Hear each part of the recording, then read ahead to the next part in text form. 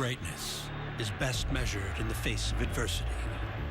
I know some of you thought this day would never come, but it's here. The Cubs are fighting back against an age-old curse. And now the Pirates stand ready to turn the tide in Chicago's dream season. We will not finish without a fight. Fall back. Detroit refuses to fade in a hotly contested AL Central. But tonight, the reigning World Series champs look to put the Tigers in their place. Our survival is only possible when we stand together. The Mets' starting rotation has become a unified force. This time, it's Steven Matz taking aim at the Braves in the Big Apple. Today, we celebrate our... Baseball Night in America starts right now.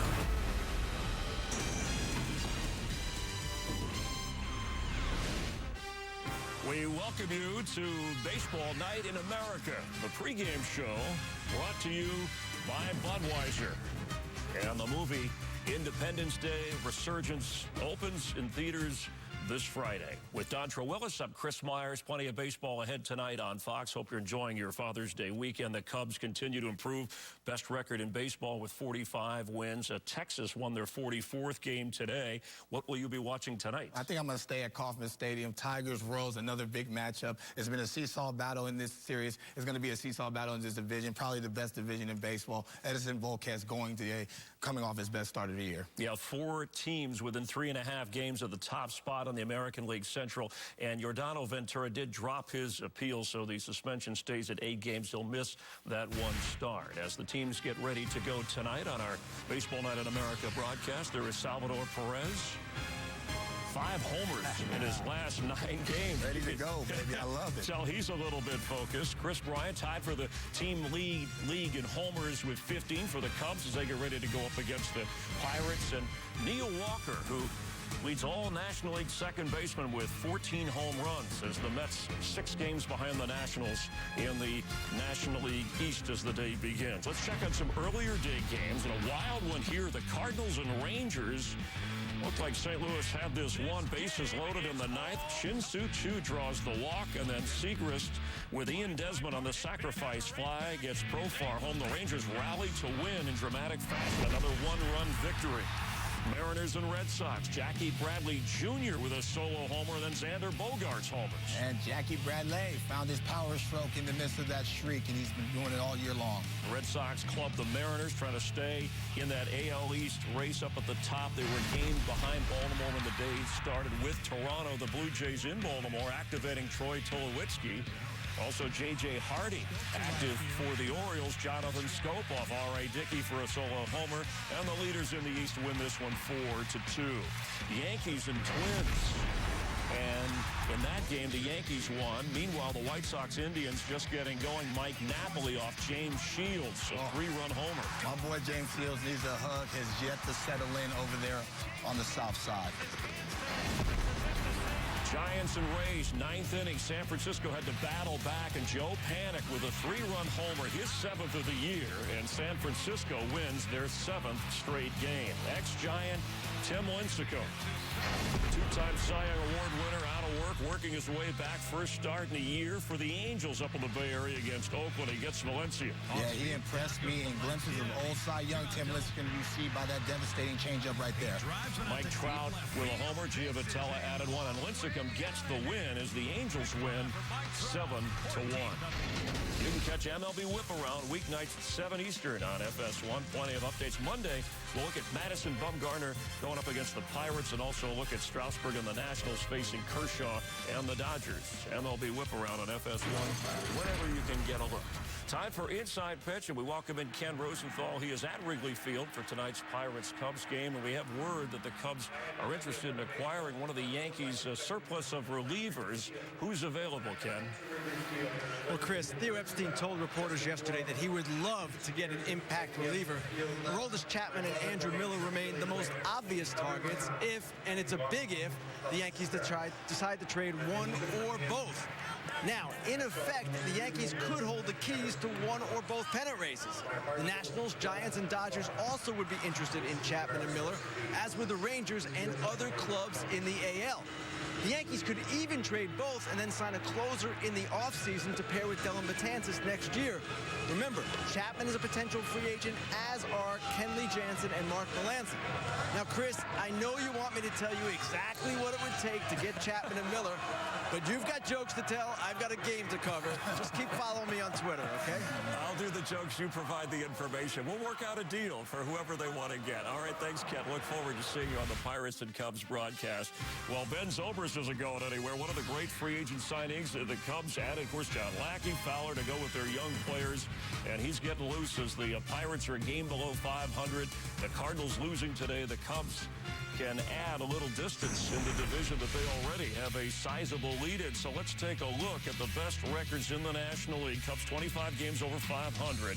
And the Cubs are 5-2 against the Nationals. They're 1-2 head-to-head against the Giants. They've yet to face the Mets.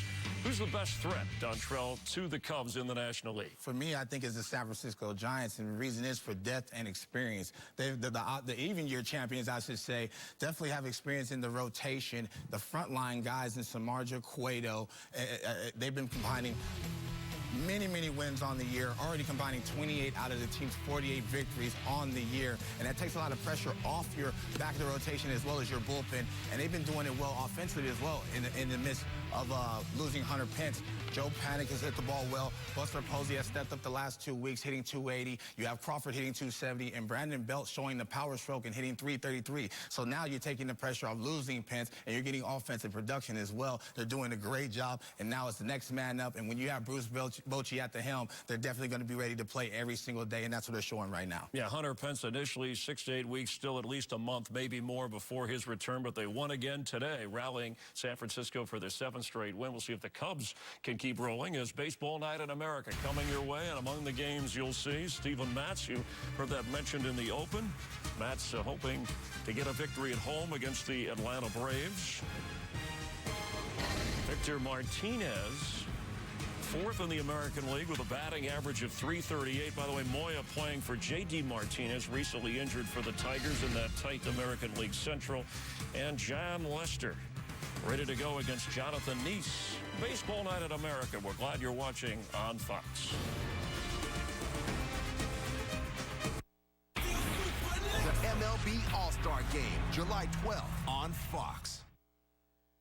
These youngsters will meet dance phenom Maddie Ziegler. Congratulations! Thank you! And their idols, the All-Stars. The excitement might be too much. I need a nap. So you think you can dance the next generation. All new Monday at 8, 7 Central on Fox.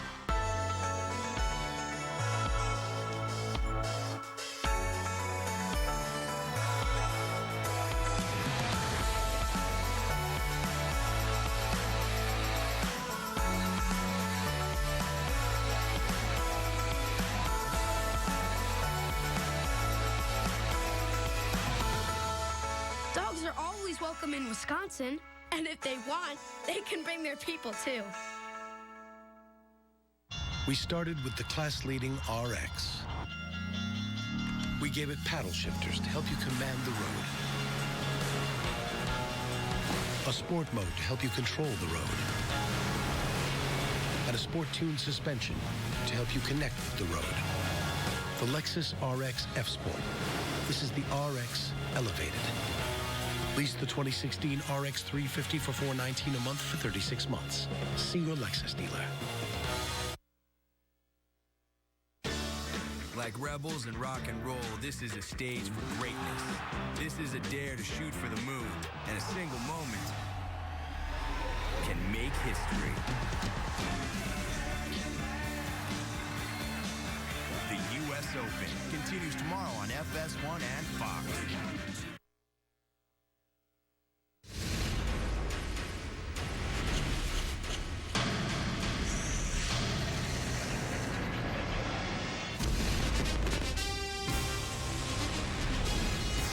The north side of Chicago has been the center of the baseball universe early this season, and on this final weekend of spring, Wrigleyville is buzzing with big expectations. Baseball Night in America welcomes you to historic Wrigley Field for the Pittsburgh Pirates and the Chicago Cubs. And welcome inside the broadcast booth with Hall of Famer John Smoltz, Matt Vasgersian. The Cubs, John, with the best record in all of baseball and as successful as they've had a season on all facets of the game. It's been starting pitching that's really fueled them of late. 20 consecutive starts, having allowed 3 earned runs or less. It's really been unbelievable. I think about all the hype preseason. They've lived up to it and exceeded it. They've dominated with starting pitching. And when you think about the Chicago Cubs, it's just each starter passes on the baton. John Lester has been so good his last 4 games. He makes you almost forget about Jake Arrieta. And I think for the Cubs, when they're riding this momentum, their starters have dominated. Their offense just needs to do a little bit, and that's why they're all the best in baseball. And as good as the starting staff has been against the league in general, it's been even better in a small sample size against the Pittsburgh Pirates. The lopsided season series really speaks to the pitching for Chicago. And it really does. And it's, you know, Pittsburgh Pirates have made 3 consecutive postseasons, although be it the wild card. If they're going to have a 4th, they need to get it going, because the Cubs and the Pirates has not been a fair fight so far. You look at what they've done, 6-1 in that ERA. Offensively, they dominated.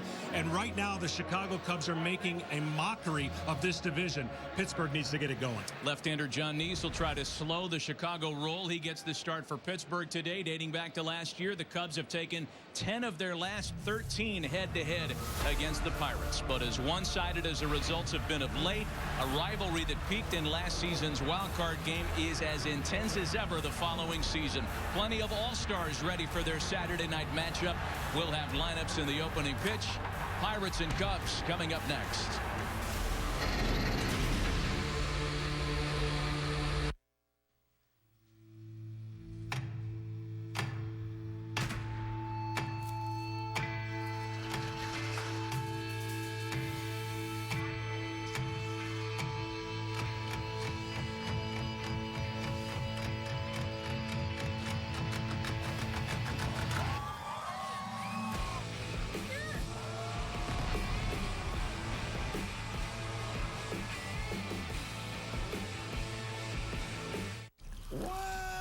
I can pour this champagne on my phone and it still work. What?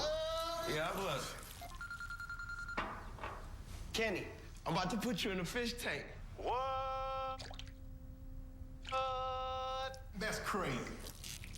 Your phone can't do that, Max. Here, I have another.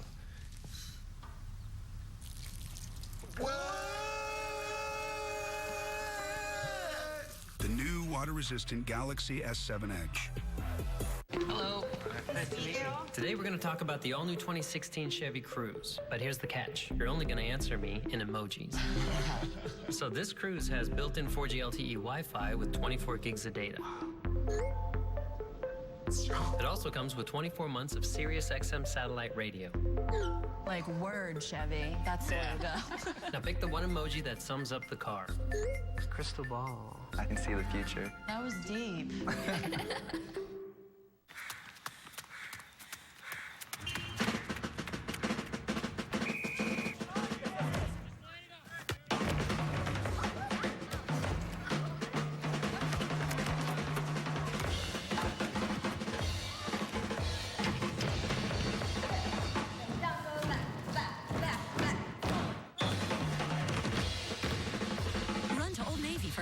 From $5 and up to 50% off the entire store.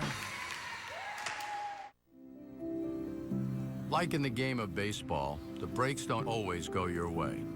1 in 7 men will get diagnosed with prostate cancer. Over 26,000 will die every year. That's half a stadium. When you donate to the Prostate Cancer Foundation's Home Run Challenge, you can help us save lives. Step up to the plate. The life you save could be your own.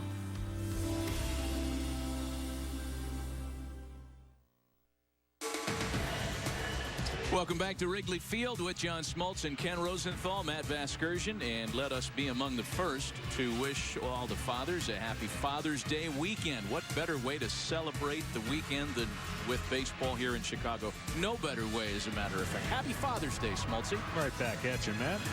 Wrigley Field is a perfect backdrop for baseball, even on the worst of weather days. This is not one of them. It's a picture-perfect day for baseball here. A very pleasant shirt sleeve, 78 degrees, with minimal wind perhaps playing a role, although that is always subject to change here at the friendly confines, as fans know. And we're ready for the middle game of this 3-game set. I'm not sure if that's a good luck thing, a bad luck thing. What does it mean when a chipmunk takes the field first, John? It's going over to the Pittsburgh. Maybe that could help the Pittsburgh Pirates get on track as you see this beautiful field, and of course the fans that are loving what the Chicago Cubs have done early on. Well, Clint Hurdle is a couple of wins shy of 1,000 for his major league career. He'd like to get one closer today. This is what he offers against John Lester. Jordy Mercer leads off against left-handers more than occasionally. He'll do so this afternoon. Josh Harrison and Andrew McCutchen follow in the first. Jung-Ho Kang has been great since being reactivated. He's batting cleanup tonight. David Freese, Matt Joyce, and Sean Rodriguez 5 through 7. Eric Kratz, a returnee to the Pirates, making his second appearance in this uniform, 4th game since re-signing with the Bucks. He bats 8th, and John Neese, the starter, hits number 9. It is the 32-year-old 3-time All-Star and 2-time World Series champ John Lester to make his 14th starting assignment of the year tonight. Yeah, it doesn't get any easier for the Pirates. They had to face Jake Arrieta, no runs yesterday, and they're facing the hottest Cub pitcher in John Lester. He contributes his fastball command and just the overall feeling of everybody doing their job. They're feeding off of each other. When the starting pitcher goes on, that's a great feeling when they're as hot as this team is. Lester coming off a dominant 13-2 drubbing over Atlanta Sunday. A little more on John Lester, courtesy of the Lowe's pitcher profile. As we mentioned, John, 20 straight starts. This staff has allowed 3 earned runs or fewer. Doesn't happen for any team, and for the Cubs it's exceedingly rare, as you can see, just the 4th time since 1920. Let's take a look at the defense behind John Lester, and Joe Madden calls it his Lester defense, and that's when he has Baez at third, Bryant in left. No Jason Hayward back out there after a day off yesterday. The 2-time Gold Glover back to work for the Cubs. So the mad scientist ready to roll the dice again as he is mixed and matched to his liking, and we're ready for baseball on this brilliant Saturday in Chicago. John Lester's first pitch of the night misses inside to Jordy Mercer. Inside's going to be the theme. Watch the glove side of David Ross and the glove side of John Lester. They love that part of the plate, and that's where his success is going to be most of the night. Quickly 1-1 the count to Jordy Mercer. And if you're the left side of the infield for the Cubs, you have to be on your toes and ready. Against a lot of right-handers, John Lester will throw his fastball, his cutter, primarily to the glove side of David Ross. He'll mix in a curveball and changeup. The 1-1 to the Pirates leadoff man. Well hit out to left. That hit a bunch. Bryant can only watch, and that one is gone. Jordy Mercer jumps the affair. 3rd pitch of the ball game, and the Pirates have a 1-0 lead.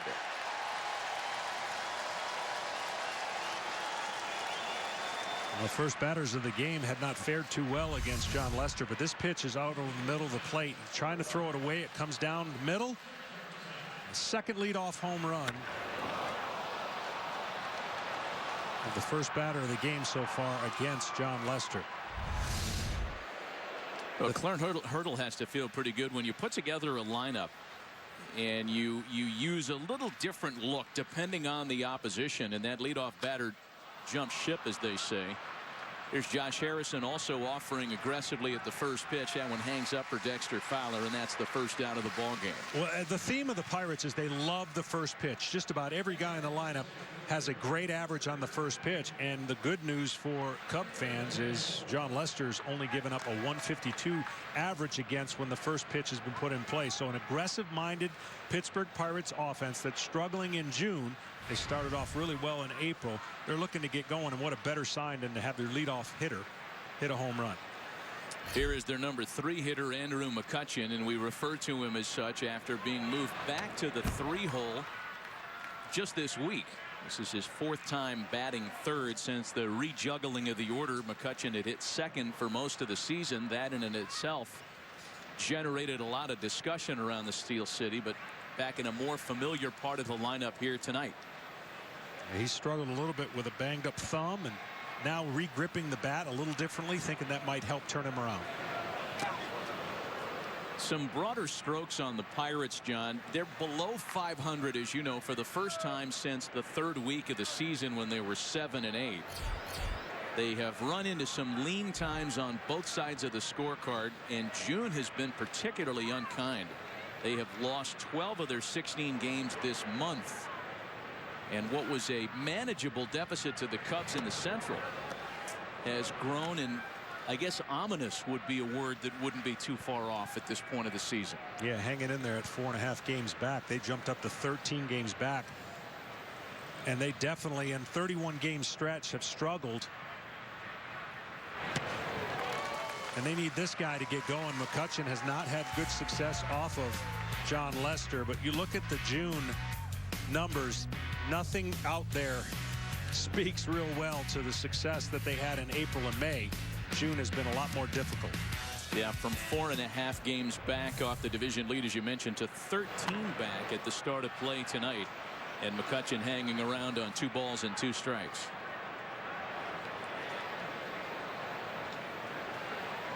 And as well as things have gone on both sides of the scorecard for the division leaders, that's what's kind of fallen apart here in June for the Pirates. It hasn't just been a cold Andrew McCutchen. Their starting pitching has failed them. Again, it's John Neese to try to turn that around tonight. Full count now, 3 balls and 2 strikes to McCutchen.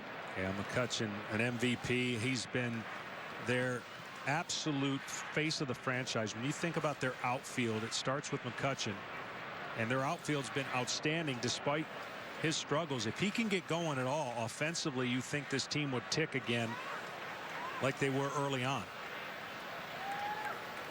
Here's the 3-2 pitch home, and Lester misses the corner. Ball 4.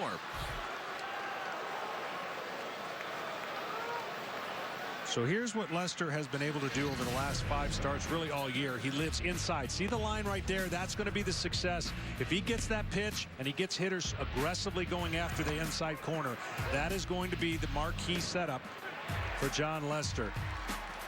The home run, though, he gave up out over the plate. He was trying to go away, and this ball comes back over the middle of the plate. And when hitters are already looking that area in inner part because they know the scouting report, anything over the middle is going to seem like it's put on a tee for the Pirates because they're so inconscious. Believe it or not, that's the first walk John Lester has issued this month. On a close 3-2 pitch. He hadn't walked a guy coming into this game in 87 at-bats. That is when you are on a roll. Ball to no strikes, the count to Jung-Ho Gung, the Pirates' third baseman, batting with a run in, 1 away, and a runner at first as Gung moves his feet. It's 2 balls and no strikes. We can get into that storyline sooner rather than later with regards to the opposing running game against John Lester. The Pirates do like to go. They've had a lot of success. They've picked their spots well. Their stolen base percentage is tops in the league. And Lester has had well-documented troubles holding base runners. McCutchen really challenging him. Takes off with an incredible jump. Ross's throw down is not in time. My goodness. Lester and McCutchen were in a stare down that most runners would have blinked over. Well, here's the deal. They know that Lester doesn't throw over to first, so they're waiting on first movement. As soon as he goes, he's got a huge lead. Ross is really good delivering the ball on the base. But I can tell you right now that the only way the Pirates to be successful against John Lester, they've got to create havoc on the bases. First of all, they got to get on. And then second of all, they've got to make sure that they go on first movement and make that decision so that they don't have any wavering thought. John Lester is quick to the plate as a left-hander. And McCutchen dancing around off the second base bag. Gung taking all the way. And it's now 3-1. So when you know a pitcher is reluctant to throw to the base, the Pirates will be more looking to bunt, get the ball in his hands, and they know on the base pass that he's not going to throw to the base, so you can be more aggressive. And there's ball 4 to Gung. So a guy who hadn't walked a batter in almost 100 plate appearances has walked back-to-back hitters here. And now David Freese will have an opportunity with a run in and one away. But what John Lester has been so good at this year is keeping runners from getting on. The opponent's batting average from the right and left side doesn't matter. He's not giving up many hits. He's not creating much of these situations where he can get rattled with base runners on. So he has been on his game. And we talked about not walking anybody in 87. He's walked 2 batters in the first 4 hitters. So now David Freese, who has big good numbers against left-handers this year, batting .349 against southpaws, and in a chance to inflict a little damage with runners on. A fastball starts him with a strike. You know, just to get back to that side story of Lester and the running game, I think everybody that speaks to Joe Madden about John Lester asks him about that. And he told us, as he had earlier this year, would you rather have a guy good throwing to first base or a guy that's able to dot both sides of the plate from the mound? The answer is the latter. You'd rather have him work on his craft to home plate. And there are a few busts in Hall of Fame that would speak to that. But Greg Maddux was easier to run on than most people would have thought, and he never really was too concerned about it because very few were able to get on. You watched it for 20 years. Yeah, and here's the people sitting at home going, how can you not make that adjustment? Well, some guys don't have the ability to adjust, and it affects their pitches to the plate. So you don't want the pitches to the plate to be affected because of base runners. You'd want to make the best pitch you can to the hitter, so therefore you sacrifice some part of your game. If you cannot make a slide step or accommodate to throwing to the bases, Greg Maddux had a deliberate delivery but precise spot location, so he gave up tons of stolen bases, but they didn't score as much as normal people would have because he was so good at getting hitters out at the plate.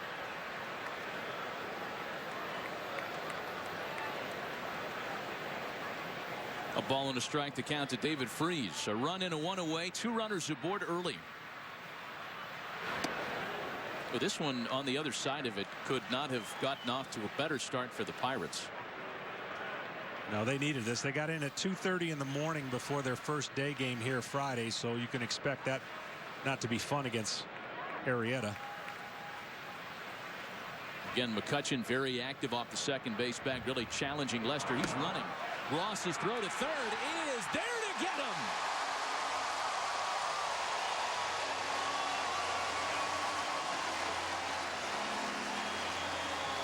Well, that's a big play by Ross. He's been so good in helping out Lester.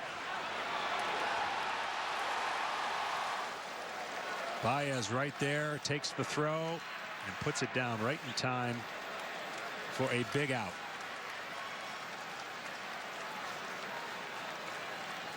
Andrew McCutchen just 1 for 5 in stolen base attempts this year, and the big cut down the caught stealing by David Ross goes a long way in at least starting to minimize what could have been a big inning. David Freese still has something to say about that. Well, Lester did a great job in just holding as long as he could, and he had McCutchen going back and forth, so he never really got the perfect jump.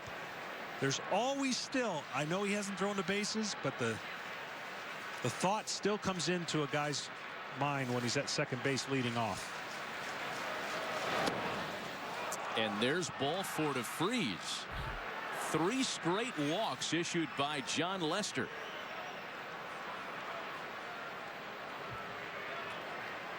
Well, as we mentioned after he walked Gung, you know, this is a guy that hadn't walked anybody in 100 plate appearances. And now he's walked David Freese, so 3 straight. Well, just when you go to set up a game and you look at all the numbers and everything screams for just a dot in the fastball, throwing the ball in. He not every 5 days can be perfect, as a starting pitcher will know. You got to adjust and adapt. Here's Matt Joyce now, who will have a most unusual opportunity against a left-handed starter. This is Joyce's second start all year against a southpaw, and it comes in part because the Pirates outfield is not at 100%. Starling Marte was hit with a ball on Wednesday in New York, and he's still unable to start. Gregory Polanco gets a day, the left-handed hitter. So it's Joyce that almost draws the short straw, and he'll try to take advantage of that opportunity today against a tough opponent.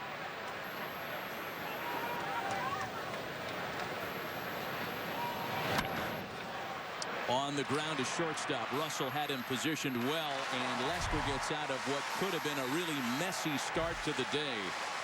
Jordy Mercer's home run touches him up, but Lester fades 3 straight walks in the first. It's 1-0 Pittsburgh.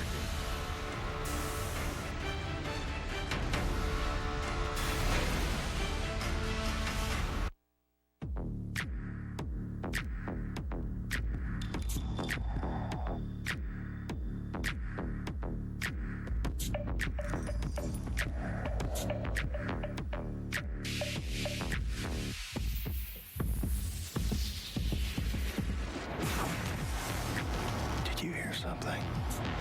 Armani Code Profumo, the new intensity, Giorgio Armani. Only at Macy's, your fragrance destination. Here's how it feels to have America's fastest LTE network. Here's how it feels to get 50% off most national carrier rates, too.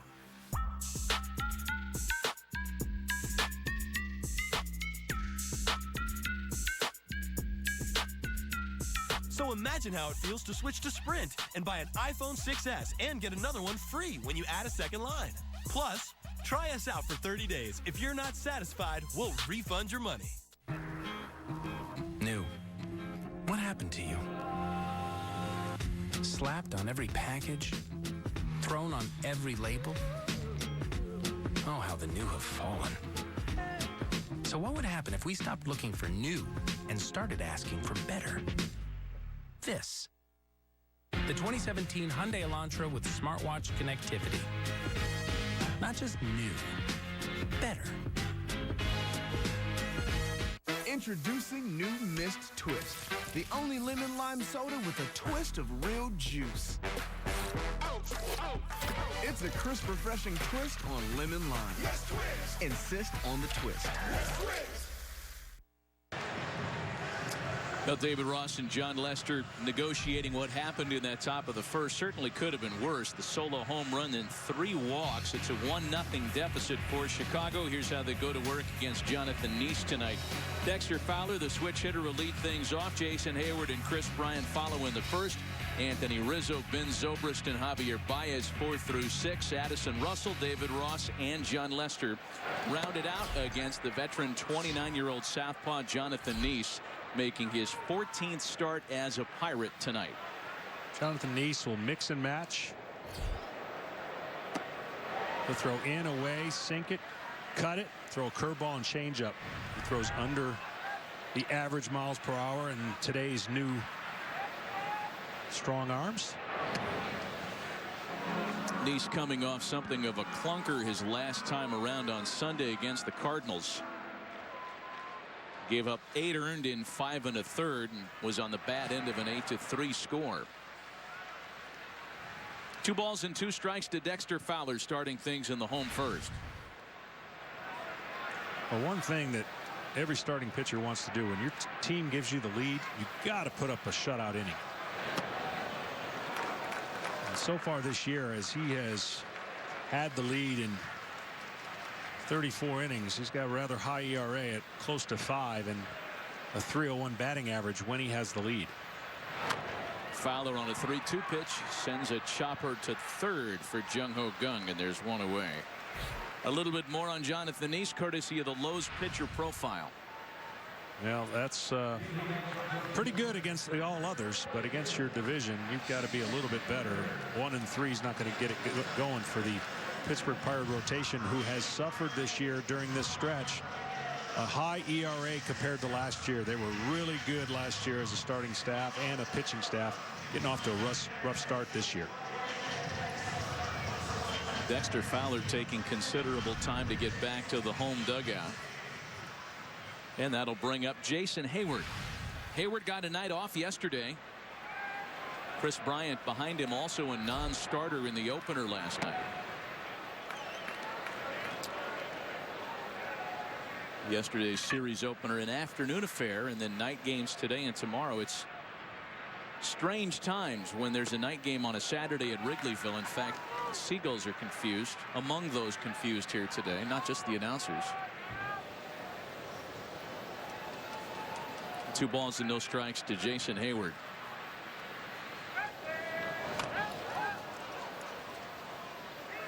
Well, Jonathan East, you talk about the lack of success he's had within the division. The only division he'd ever known prior to being traded to the Pirates this winter was the NL East. A 7th-round choice by the Mets in 2005. In fact, you could say his destiny was to become a Met when he was born on the night the Mets won their last World Series title. A nifty job of the bare hand by David Freese, and he and Nice combined for out number 2. Keys to the game sponsored by the Lincoln Motor Company. Well, Pittsburgh's got to get on base, which they did in the first inning. They got to make things happen via the speed, their feet, and try to create some scoring opportunities. In Chicago, it's simple. Just get 4. They score 4 or more. They're 41-3.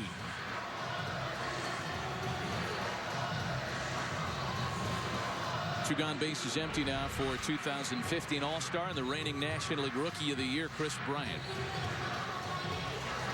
We're going to talk a little bit about the All-Star game next month in San Diego as we continue tonight. It has the trappings, John, of being a rather Cub-themed affair at Petco Park.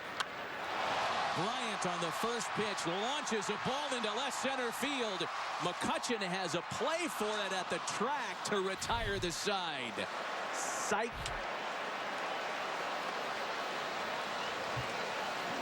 Welcome to Wrigley Field. It's 1-0 Pirates.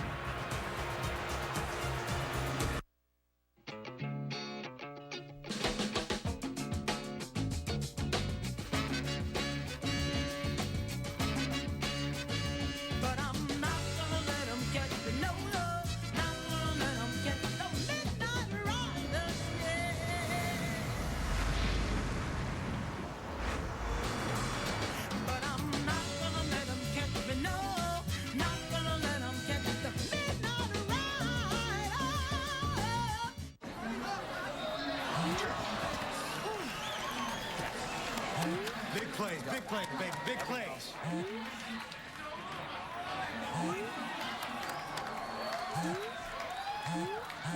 Is that Mike? Yeah, he lost his wall or something. He's on his way. Classic Mike. The B-Dubs Fast Break Lunch Menu. Fast, affordable lunches with a side of serious sports action. Dine in or take out. Weekdays from 11 a.m. to 2 p.m. Viagra single packs. So guys with ED can take Viagra when they need it. Ask your doctor if your heart is healthy enough for sex. Do not take Viagra if you take nitrates for chest pain or Adempas for pulmonary hypertension. Your blood pressure could drop to an unsafe level. To avoid long-term injury, seek immediate medical help for an erection lasting more than 4 hours. Stop taking Viagra and call your doctor right away if you experience a sudden decrease or loss in vision or hearing. Ask your doctor about Viagra single packs. I'm the company Data Hog. I do the sales, the marketing. I have to do that from my phone. We use tons of data, and I don't really have to worry about it. I need data, and I need it now. Done.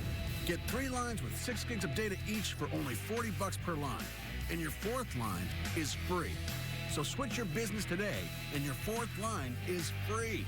Only for a limited time, and only at T-Mobile at Work. Tonight's telecast is sponsored by the Lincoln Motor Company and the exhilarating new Lincoln MKZ. Already a change in this ball game as Albert Almora has taken over in center field for Dexter Fowler. We start the top of the second, and Sean Rodriguez fouls the ball off his foot.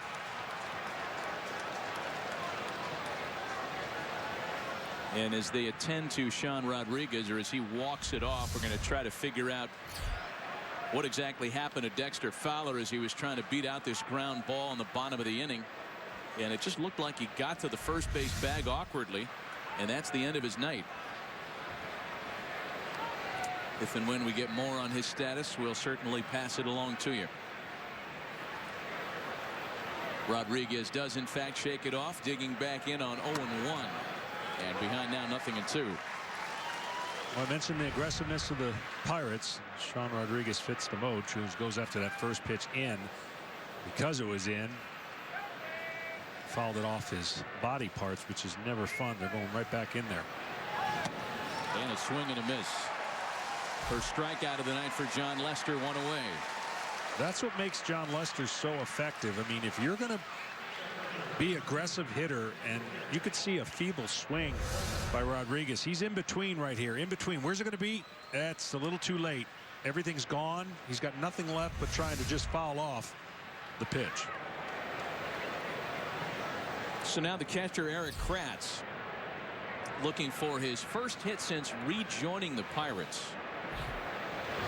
Pittsburgh took a real hit at the catcher position a week ago when they learned that Francisco Cervelli had suffered a broken bone, the hook of hamate bone in his left wrist. Chris Stewart gets a day today in favor of Eric Kratz, who quickly falls even at 1-1.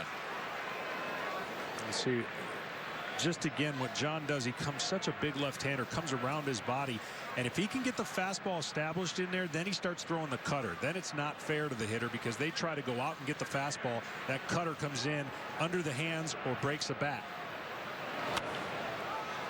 Kratz lifts a fly ball just past the cutout in left. Addison Russell is there for out number 2. So if you're a hitter and you've watched the film, which they do today, and they know the percentage of which John Lester throws each pitch, you've got to go up there with the mindset, I've got to get the barrel of the bat quick through the zone. I've got to be quick. And what that does for John Lester and David Ross is it opens up the outside part of the plate later in the game. He will adjust and go outside once he feels the hitters are starting to cheat inside and look for that pitch. 2 out, bases empty now for the pitcher, Jonathan Neese.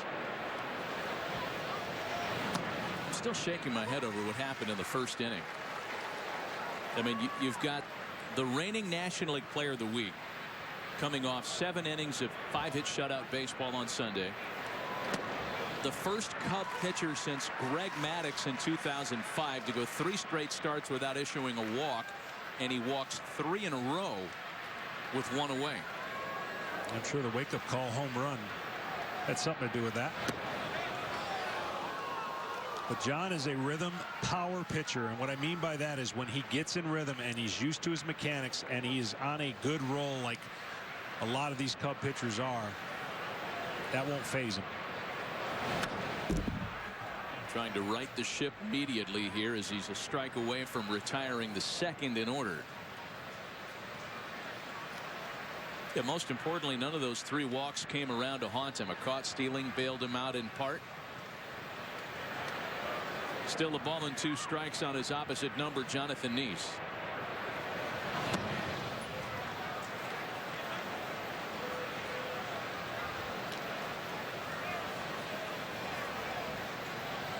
Top of the order, Jordy Mercer waiting next. He hit that leadoff home run that explains your early 1-0 score. The 2-2. And Neese continues to hang around.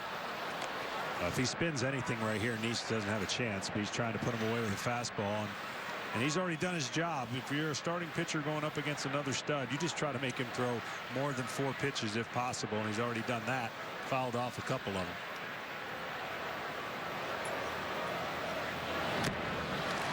A 1-2-3 second gets Lester back on track. To the bottom of the inning, the middle of the Cubs order trying to cut into an early 1-0 deficit. Hey, how's it going? I'm John. Hi. Today we're going to be comparing the roll-formed high-strength steel bed of the Chevy Silverado to the aluminum bed of this competitor's truck. We're going to drop some blocks into the beds and see how they hold up. This is going to be awesome. You guys ready? Yeah. All right, let them drop.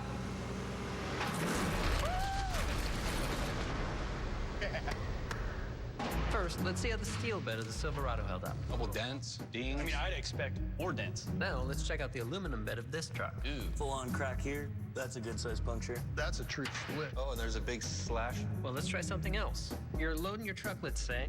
You put your toolbox up here.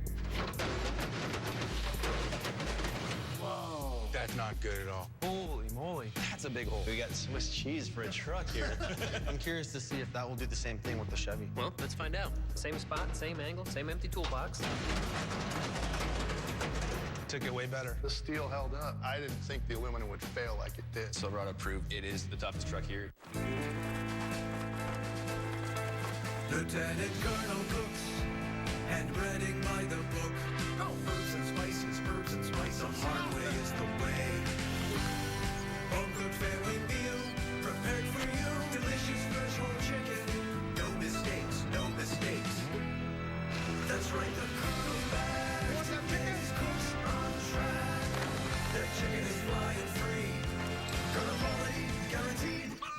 we sent 2 women into a real guy's night out to see if they could find the guy who uses Just for Men. It's me. No way. Just for Men gives you a natural gray-free look. Just lather in just 5 minutes. Great-looking hair made easy. Just for Men. And here we have 1893 from the makers of Pepsi Cola. I'm gonna smell it. I'm just gonna take one small sip. That seemed like more than a sip. 1893 boldly blended cola. Tonight's telecast is sponsored by Chevrolet. Find new roads. Hey, a reminder, follow live baseball with the MLB.com at-bat app. Stay up to the moment at any moment with game day, live game video highlights, StatCast, news, and more. Download MLB.com at-bat, the #1 app for live baseball on your phone and tablet. A 1-0 Pirates lead. Last of the second, Anthony Rizzo, Ben Zobrist, and Javier Baez. Middle of the Cubs order against Jonathan Neese. You see how close that Rizzo is to the plate. There's not much room between him and the plate. That's why he gets hit so many times. He got hit twice yesterday. But that's where you've got to be able to pitch, and that's why Neese has had success against Rizzo. Only 150 batting average against, but Anthony Rizzo has been heating up since June 1st. He's a different hitter.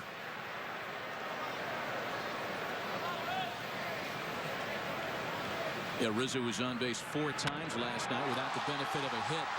There's one launched into the corner and right and gone.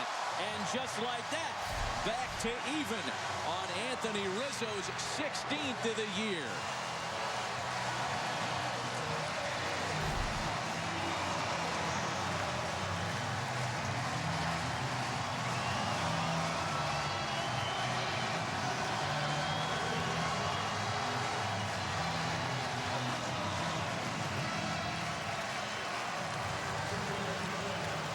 Well, definitely not a good 0-2 pitch. He goes with the breaking ball, and he's trying to sweep it away, leaves it over the middle of the plate, and because he's not afraid of getting hit, he stays in there on all those pitches and absolutely smokes it on an 0-2 pitch.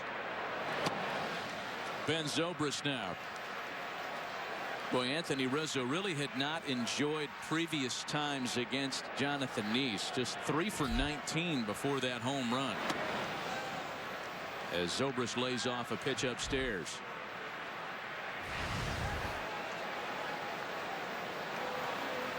Granted, it was only a 1-0 deficit, but this is a Cubs lineup capable of putting up big bunches of numbers in an awful hurry.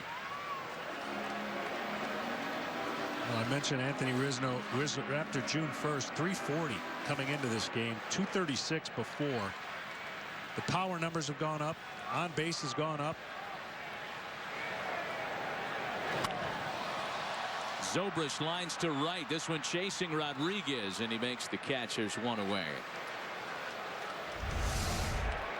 See where his hands are. He chokes up on the bat, and he stays in there nice and compact. Line drives work well when the wind's blowing in. But the breaking ball did not fool him at all. He stays back the entire time, almost anticipating it. The first 2 pitches couldn't have been any better from Jonathan Neese. In with sinkers and fastballs, and the 0-2 curveball he wants back. Most of Anthony's damage has come against right-handed starting pitching in terms of the power. But he turns around Jonathan Neese here to tie up the game, and now it's the right-handed third baseman tonight, Javier Baez. Baez done a nice job making some adjustments. Still can get wild outside the strike zone with his swings. I would think changeups are going to give him problems tonight if Neese wants to go to him. Baez chops that up the line. A fair ball as it squeaked past Gunn. And Javier Baez wheels into second with a 1-out double. Talking to Joe Madden, just his maturity and his approach, trying hard in spring training to adapt. He gets that foot down sooner. When he does, he keeps his hands back, even though this might be of the we won't call it lucky type hits, but hit nonetheless on the chalk. Pulls it down the line, and Gong cannot get to it. But when he gets his foot down, he's more able to be an athletic approach to the plate. He gets rewarded there with a double. So a 1-out RBI opportunity now for Addison Russell.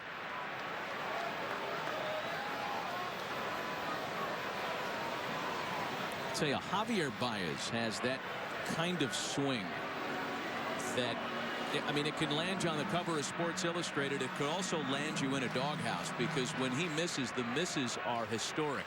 Yeah, and he's got two things going on that we could talk about next time he gets up.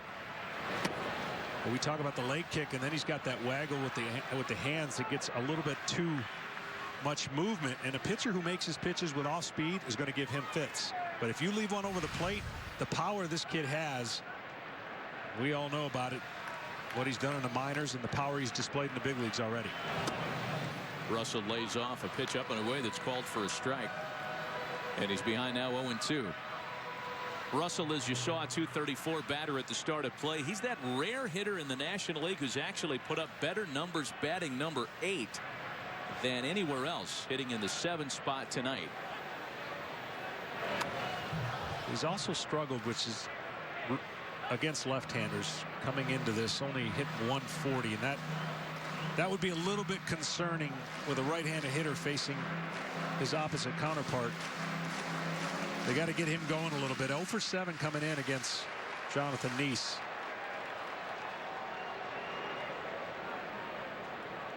The next 2-strike pitch to him misses in close. A ball and 2 strikes now.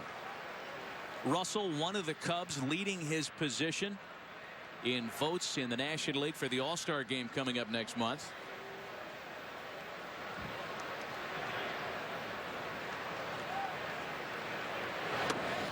And he's rung up on a called strike 3. First punch out for John Neese tonight.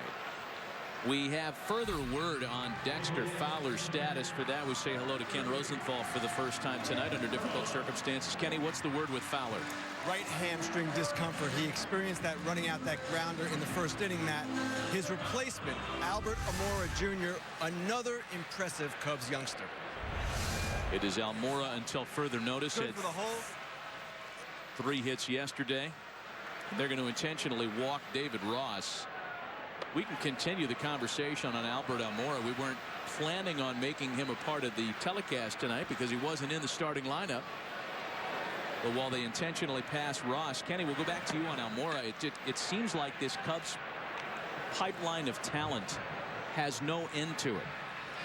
Well, you're right, Matt. And as we get closer to the trade deadline, this is the whole thing with the Cubs. This is the advantage that they have over most teams. They have Almora, they have Baez, but they don't even have to trade those guys. There are players at AAA that they can trade. There are players even younger than that. They don't want to break up their major league club, and they won't have to. Yeah, there's been a lot of internet chatter and a lot of discussion over a package that the Cubs would be able to put together to go get a frontline closer. And Joe Maddon has said he likes his bullpen. It's not like they're actively trying to insult anybody down there. But where they have an opportunity to make their team even better, it's scary to think of what an addition of an Andrew Miller or Aroldis Chapman may do. Yeah, no doubt. They went in a different direction with this era of run prevention. They went and acquired as much offensive talent as they could. People were wondering, would that work? How would that play out? Then they went and bought some pitching. So that offensive talent, young talent that they've built up has now put them in a position to be able to do whatever they want if they fill a need on their team to make them better. There's no doubt they're going to the playoffs. A lot of people already talked about them the favorites before the year started. But to your point, Matt, if they get a lockdown left-handed or another arm in the bullpen, the X factor for the Cubs now has fear of their starting rotation, their offense, their defense, and their bullpen. That makes them complete, and that gives them the decided advantage over anybody else in the National League if they can make that addition. 2-strike pitch to John Lester, fouled in the other direction, still 1-2. Because what happens in the postseason, despite how many wins they win, let's say they win 110, 105 games, I think it's such a different format, and they know that you play differently in the postseason than you do what got you to those 104 wins in a regular season. You're going against top flight pitching. You need your top 3 guys going, and you need to lock down bullpen so that you can make the best case for you to win best out of 3, 5, and then best out of 7 moving forward. 2-2 to Lester. You think about the potential matchups just playing that game. We face the Nationals. Their rotation can handle this offense. If you face the Mets, their rotation can handle this offense. It's whether or not the other teams can make the case of, in a short series, how you can defeat the Chicago Cubs with all the depth that they have offensively. It's going to make for exciting postseason. We knew the National League coming in was going to be the haves and have-nots. It's played out that way, and the Cubs have certainly taken advantage of it.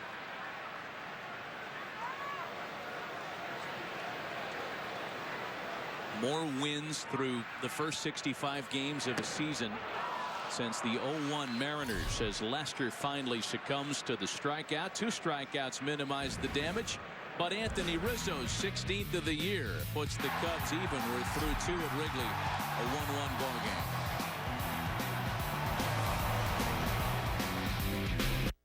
The all-new Garbage Time with Katie Nolan is back Wednesday at midnight on FS1. At the Joseph A. Bank Father's Day sale, all suits and sport coats are on sale. Plus, buy one, get one free. And buy one, get one free on almost everything else in the store. Plus, all shoes are buy one, get one 50% off. Only at Joseph A. Bank.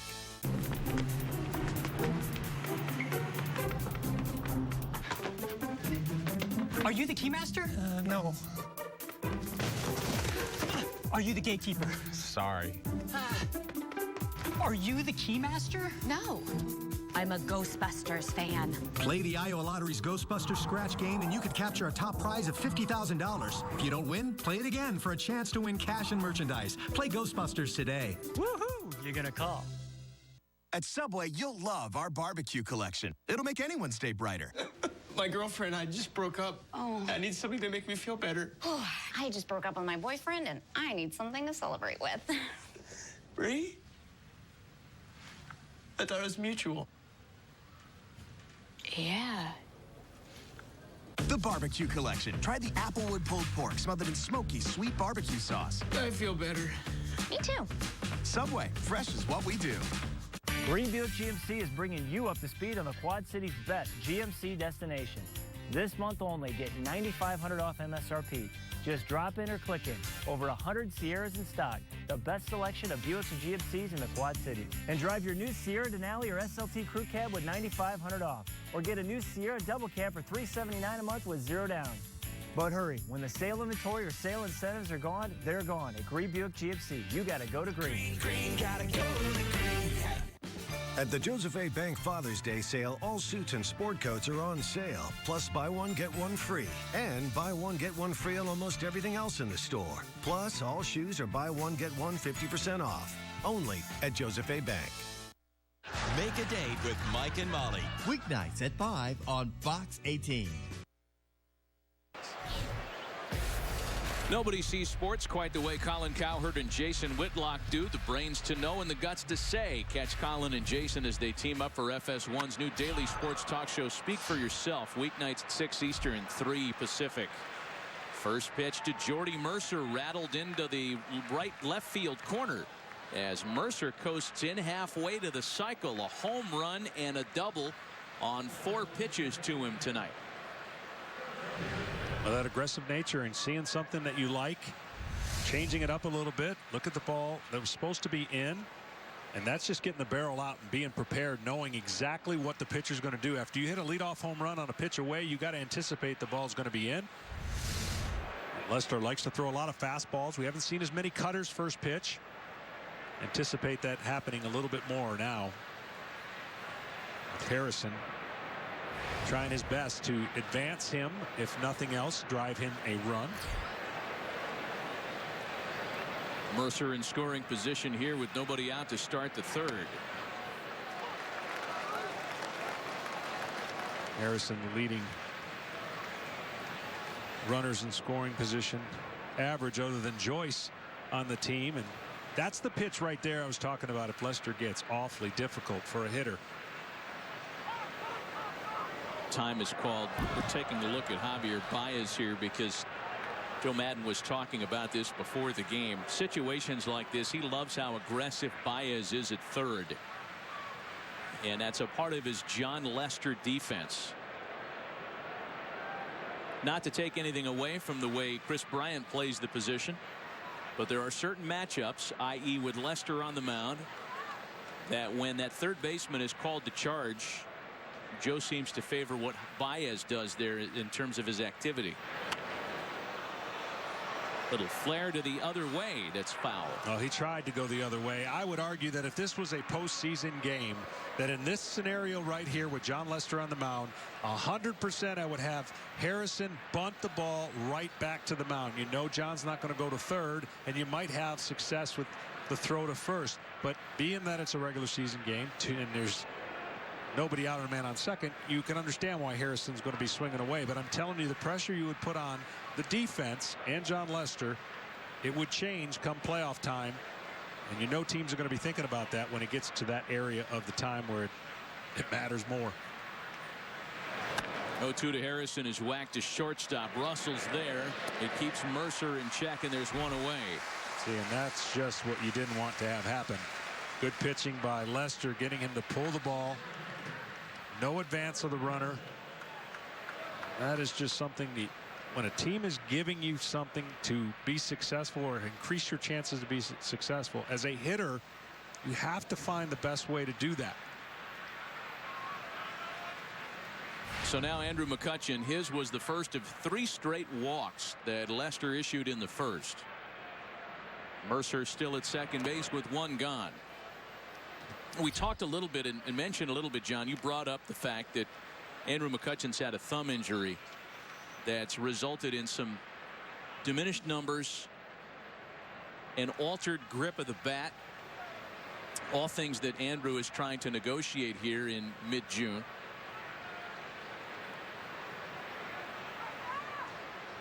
The thumb injury is the most likely cause. As he hits the hole on the right side, they're going to wave Mercer on around.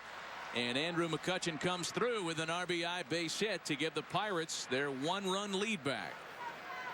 Well, in the day of all the shifts, this is a routine ground ball to no second baseman right there, right? And he knows it, and that's a concerted effort by McCutchen, who's struggling, and that is an easy base hit. All you have to do is play a little pepper right there to that area, and you never see the first baseman get that far over to try and field the ball. You know that's out of his comfort, and McCutchen feels good about that, gets an RBI and a hit, and it's that top hand, lighter grip, more back control, whatever works, says his manager. If it feels better and he can get success, all for it. And now the cat and mouse game between he and John Lester resumes as Jung-Ho Kang steps back in. A run in, 1 away, runner at first, and we'll see if McCutchen looks for another opportunity to run. He stole second and was then caught stealing, tried to nab third.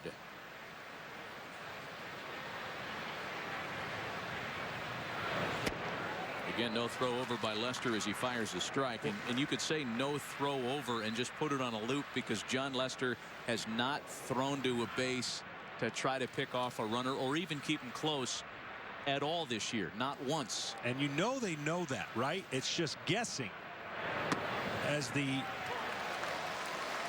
what is his timing going to be delivering to home? Right there you saw a quicker pitch, and that's tough to go on. Rizzo will play games and be halfway between the base and the runner and then kind of sneak back as if he's going to throw. You see him get halfway off. That creates a deception. Then he gets back. And that's the only thing that Lester can do, is step off if he's not willing to throw the ball to first. So there's 2 kinds of leads. There's a one-way lead where you're not stealing, but you're trying to create stress for the pitcher, and then there's I'm going as soon as you pick up your leg. He's past. Look at that lead. He is past the cutout. That was a one-way lead right there, because so what that's doing is creating problems for Lester so that it translates better for Kang. That one-way lead, because as soon as he picked up his foot, he was going back to the base. He won't steal. That's a better stealing lead right there, and that's where he'll try to time when Lester comes to the set and when he's going to go and then take off. Kang lines to shortstop. Russell knocks it down to second for 1. The double play. A well-located pitch, and who cares if you throw over to first base. The RBI single by McCutchen, however, has given the Bucks the lead once again. It's 2-1 Pirates. People often ask me, they're like, Jim, your dad brand's so strong. What can I do? The most important thing I've taught my children is that they have to do things themselves. I don't want my kids to be part of this lazy culture that doesn't do things. That's why I bring them out here and I beat them at tennis. Probably the best gift I could give my children is to have them lose to me. That's what a dad brand's about. Right now, get a low-mileage lease on the all-new 2017 Chrysler Pacifica for $269 a month. Chocolate, ayy, just cash the check. And I'm about to blow it all on chocolate. Yeah, I'm about to blow it all on chocolate. Sweet tooth, baby, make that dollar stretch. Yo, yo, yo, chocolate. Yo, yo, yo, chocolate. Now, critics are finding Dory unforgettable, That's the one thing I can remember, yes. inspiring, My life's a rainbow! the rare sequel that surpasses the original. What are we talking about again? Disney Pixar's Finding Dory, now in theaters and IMAX 3D, rated PG. My man, Dwayne Wade. You got this. You cool. Cool like a penguin in a tank top. Cool like a convertible with a snowplow. Like a streaker at a hockey game. Like a finger rolled in February. Cool like a Yeti eating frozen spaghetti.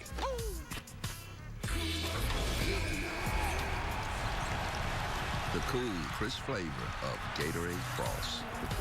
Play cool.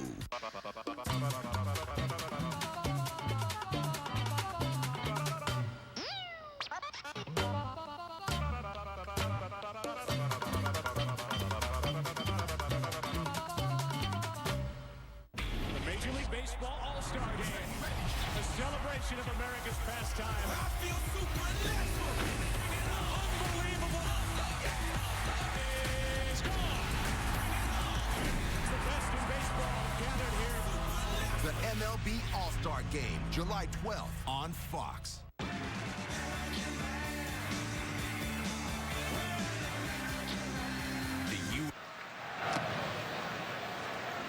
Albert Almora leads things off in the home third. Almora, Hayward, and Bryant top of the order for the Cubs. A 2-1 Pirates lead early on here with Hall of Famer John Smoltz, Ken Rosenthal, Matt Vasgersian, Albert Almora not a part of the starting lineup tonight.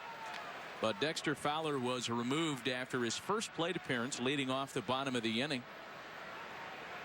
We had a chance to visit with Joe Madden, and we asked him about that injury. He'll comment on that for us in just a moment. Little jam shot to first, and Almora's retired. We had a chance to chat with Joe about a couple of things before this inning began, and the thing that really popped out of the scorecard for us was the fact that a guy with impeccable control, John Lester, walked 3 straight in the first. We asked Joe about it a moment ago.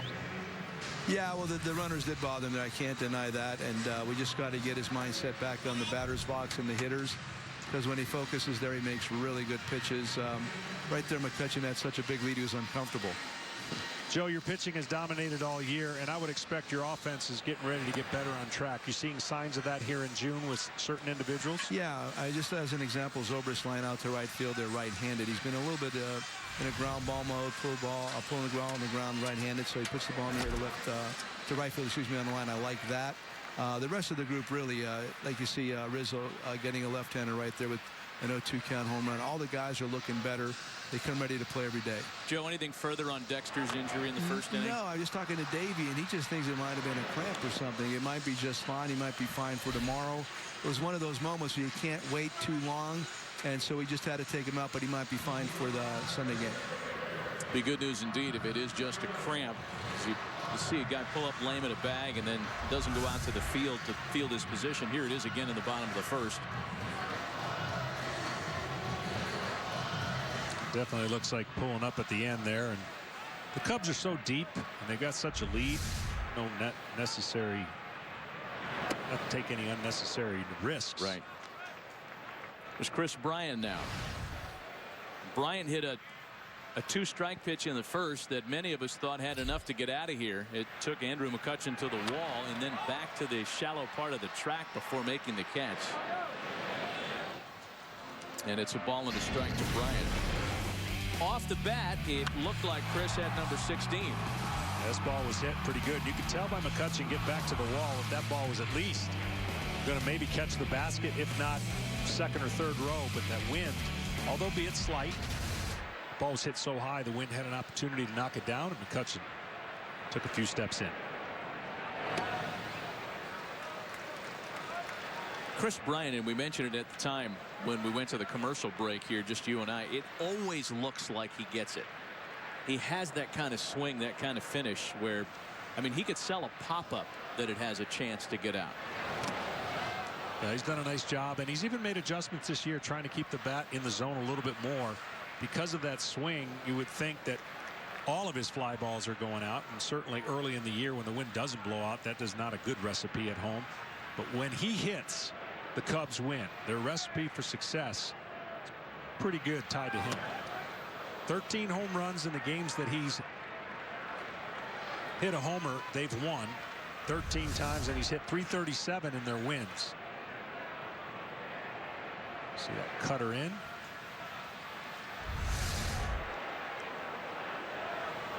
The payoff pitch home. This is inside.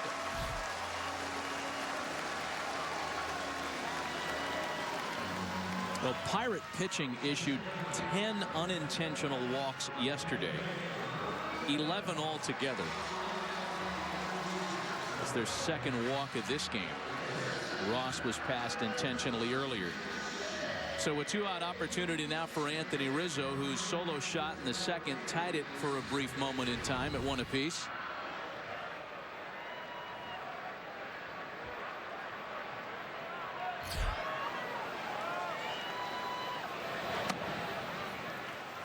A ball and no strikes to Rizzo. Well, Bryant, as he walks right there, has really enjoyed his time against the Pirates. 372 is the highest active average coming in to this game against the Pirates. 2-0 now. And I do want to say before it goes too much further, I want to wish my parents a 50th wedding anniversary today. You thought you were going to forget. I did. So I want to make sure I don't forget. Good for you. Yeah. I know they're watching, so get it in there. There you go. Happy anniversary 50 times.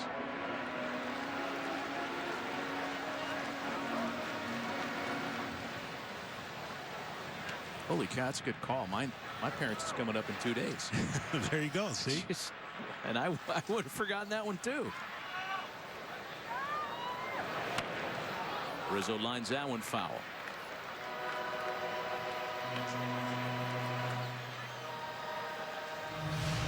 You know, it's not just against the Pirates, but the Cubs have had a way of marginalizing an opponent this year. Head to head, it's a great sample size to look at as Rizzo takes a strike. Last 13 games between the Pirates and Cubs, Chicago is outscoring Pittsburgh by almost 2.5 runs a contest.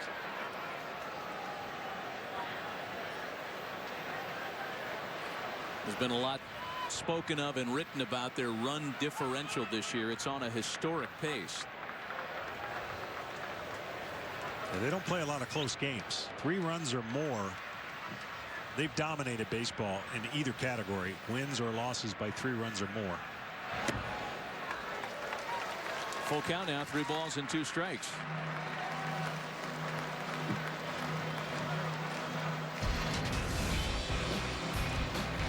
Outscoring opponents by 165 runs. That is legendary company that this team is keeping currently. As Rizzo fouls that one away. All the other teams on that list went on to win World Series. And see what it does in baseball. I don't care what anyone says. Every player knows when you look at these kind of numbers, there's a mental advantage you have. And the Cubs haven't been relevant till recently. They got in the playoffs last year via the wild card. Now they're running away with the division. The division knows they're looking up at them, and they're probably not going to catch them. And when they beat teams like they have. A shot to the third baseman, Gung, who is playing in the shortstop hole. So the shift works. The 2-out walk stays put. And on a beautiful night in Chicago, it's the Pirates with a 2-1 lead.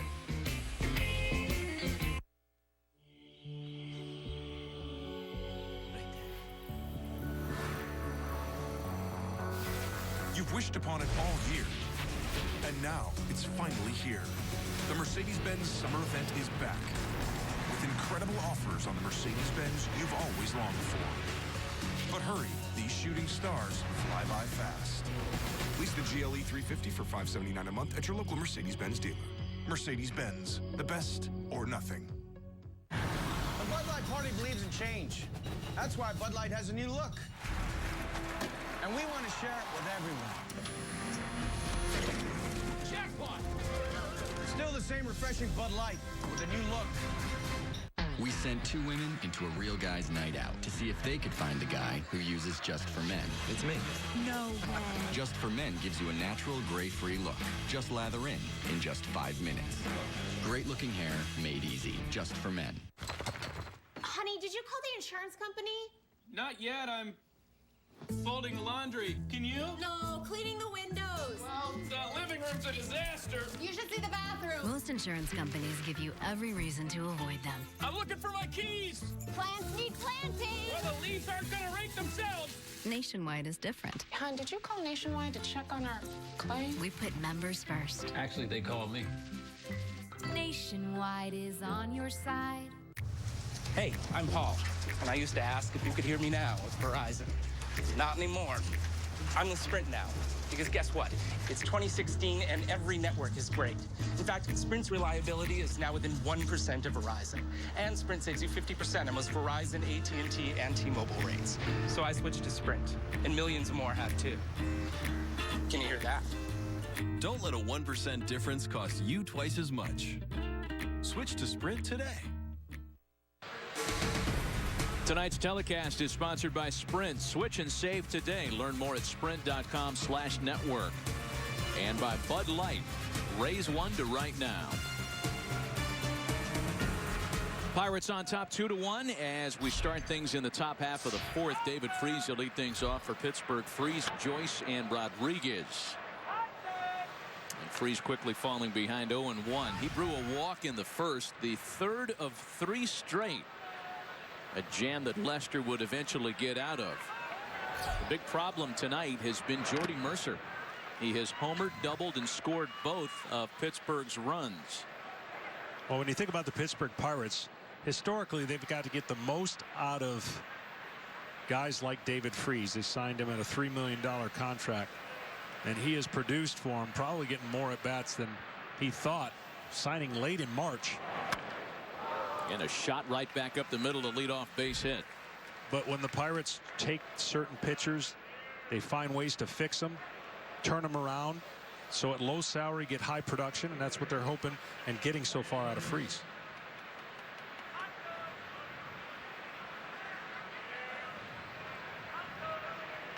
So now Matt Joyce with the leadoff hitter aboard. It was Joyce that grounded out to end that threat in the first.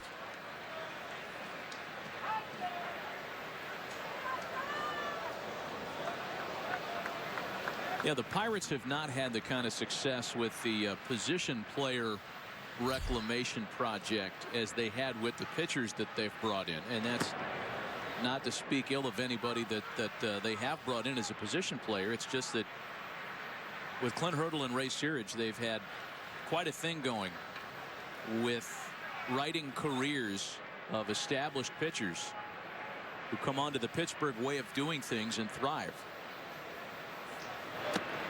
Well, they're huge in analytics and probably sneaky.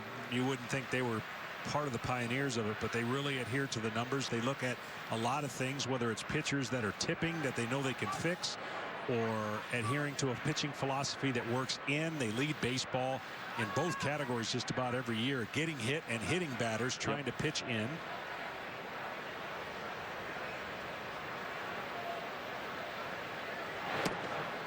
I don't think there's one way you can really summarize their pitching plan, but low and in would be a start.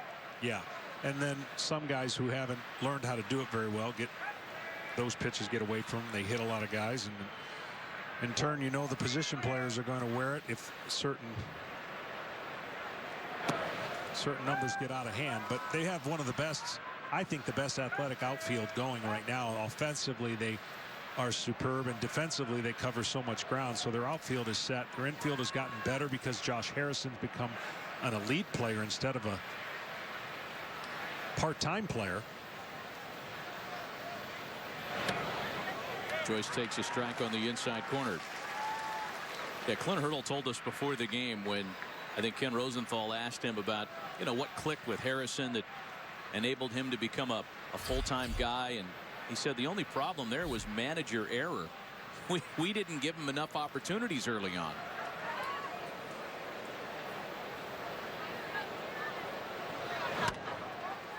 Joyce wraps one just inside the line and down into the right field corner. Freese will be held at third. And the fire hot here in the Pittsburgh fourth, second and third with nobody out. Freese going on the pitch, knowing no way he was going to throw to first. So this is just trusting your hitter, and the left-hander pulls it down the line, which you can't anticipate if you're Rizzo. And then Hayward's so good out there, getting to the ball, playing the carom. Joyce, you wouldn't think a lefty starting against Lester would be one of those things that might help the team. Sure has right now. This is a big plate appearance here for Pittsburgh, because after Sean Rodriguez, it's Kratz and Neese, the pitcher spot. Second and third, nobody out. And Rodriguez with a one-hopper to shortstop. Russell had the runner hung up, and now there's no play anywhere.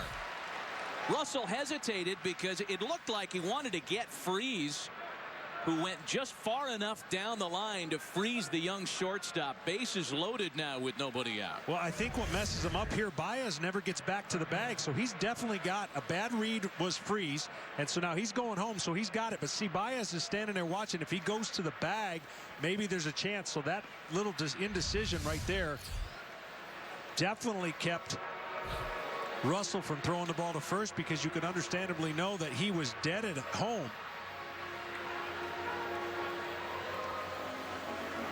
Chris Bosio comes out to discuss things on the mound, and Chris Myers back in our LA studios as a game break. Chris? Matt, we'll check on the Mets at home, scoreless with Atlanta in the third until Yoenis Cespedes hits his 17th home run of the season at 35 last year. He's hitting .371 in his last 9 games, and Steven Matz and the Mets now have that 1-0 lead in the bottom of the fourth. Back to John, Ken, and Matt. All right, Chris, thanks. Boy, they're going to need a lot of Yoenis Cespedes. The Mets have struggled to score runs. Watch this player. See how he gets off the bag, okay? Does Baez, and now Freese doesn't read it very well. By the time he's in a position now where he's out at third, if Baez can get back to the bag, but he's watching Russell anticipating a throw to first. So a big opportunity now for Eric Kratz. Bases loaded and nobody out. And the Cubs will definitely trade 2 outs for 1 because they believe in their offense. Kratz obviously doesn't run very well, and then the pitcher's on deck. So you're thinking, Lester, right here, I can strike out this guy or go for the strikeout and wiggle my way out of this jam. Appeal down to first, no swing. It's 1-1 to Kratz. That ball off Rodriguez bat scored as an infield single. The body was willing, but the hand stayed back. Man, I put down fielder's choice. Don't be so hard on yourself. Well, I do it in pen, and I can't afford a mistake. I refuse to go to pencil. A ball and 2 strikes on Kratz. I anticipated what I thought would be a fielder's choice because he definitely would have been out. Well, as you look at the bases loaded thread here, and as you look at your scorecard, despite the error there, you know that infield single by Rodriguez, save a double play, it gives Mercer a chance to bat with runners on. And a swing and a miss. Exactly what John Lester was looking for there, 1 away. Yeah, and now you're hoping, if you're Lester, you can somehow induce Neese to hit the ball on the ground and turn your double play without facing Mercer. Just climbing the ladder. Kratz, of course, trying to get that first hit, trying to create something for his team. Now Neese, he really takes the bunt out of play with the bases loaded because there's a force at every bag, including home plate.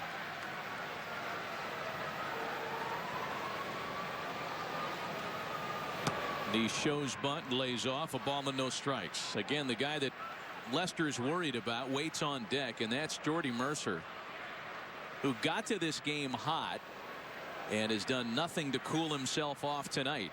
A home run and a double. I think that was just trying to take and cause a problem and get a ball. 1-1. because there's no real reason to be able to enact a suicide or safety squeeze based on the bases being loaded. So John Lester's got a chance to wiggle out of this without any harm.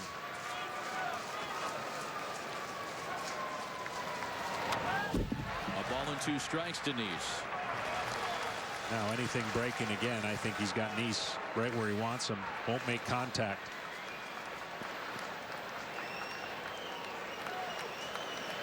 The inning started with a David Freese single. Joyce doubled. Rodriguez with an infield single.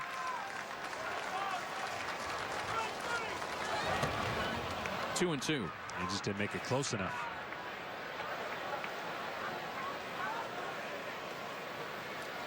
There have been 6 double plays turned behind John Lester in 45 double play situations.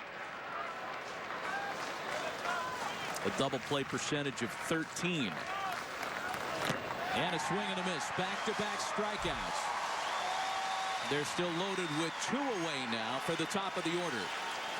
A similar situation in the 6th inning yesterday. Arrieta loaded the bases up with nobody out and worked his way out of that jam. And Lester 1 out away from doing the same. When it's going good and the team feels confidence, this kind of emotional effort that a pitcher gives their offense to say, okay, you just kept us in the game, now it's our turn to get you tied or get you the lead. So here's Mercer now with 2 away. Throws his bat on a foul ball. And fortunately, nobody any worse for the wear. That's a tough one there because the fans could be looking at where the ball went and not anticipating a bat coming flying at them. That's exactly what happened. Fortunately, it landed soft in between. Well, not so soft. One guy took the brunt of it.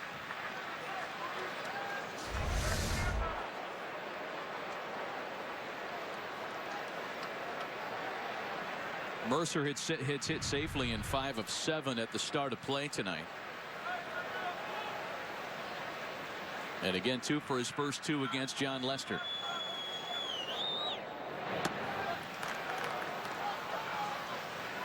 Lester with trying to backdoor his cutter. He will throw it in against right-handers and try to backdoor it. Now, when he's effective with that backdoor cutter, you give up at it as a right-handed hitter. That's an unfair pitch. When you're thinking and looking in and see a ball that starts away and then the last minute comes back over the corner. Like that. And he wants that pitch. But that pitch is probably just off. To a pitcher and the angle of which he throws it, I promise you, having been there, you think it's a strike 100% of the time. And you look at this pitch trying to come back at the plate, it just goes on the outside part. But Ross does a good job trying to make the umpire think that that's across the plate. 2 balls and a strike. Second bases loaded opportunity for the Pirates tonight. They had him loaded with a run in and 1 away in the first. And Lester wiggled off of that spot. And now David Ross comes out to chat. Ross is trying to tell him, go and recycle the signs right there when he gives that motion. Well, here's why there's some concern for Jordy Mercer. He led off the ball game with a home run.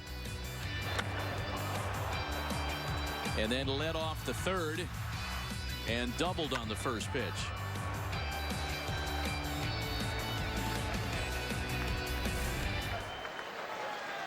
Two balls and a strike to him here with the bases loaded and 2 gone in the 4th. Popped him up. Ross hoping for a play, but that's into the seats. It's a great 2-1 pitch. The room for error is not very big when you're behind in the count with the bases loaded. So that's trusting your stuff to know that you can throw it in there, and in that case got a foul ball. John Lester with the bases loaded, including tonight, has limited opponents to just a 2 for 14 line. Trying to wiggle off the sharpest of hooks here in the 4th. And it's still 2-2.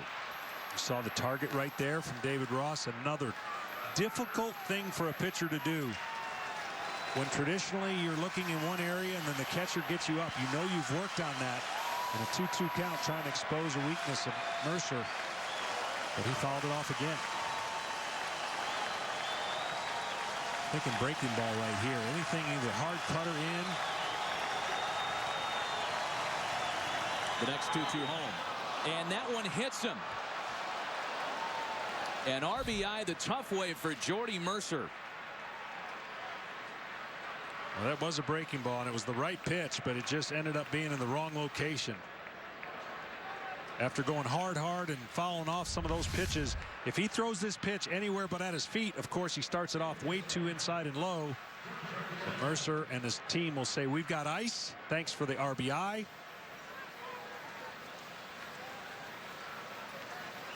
Doesn't feel good for a little while, but he'll take the stake. That is the first time John Lester has ever hit a batter in a bases loaded situation. So Josh Harrison now, he'll be the 7th Pirate to hit in the inning. 0 for his first 2, and going back a bit further, just 3 for his last 28.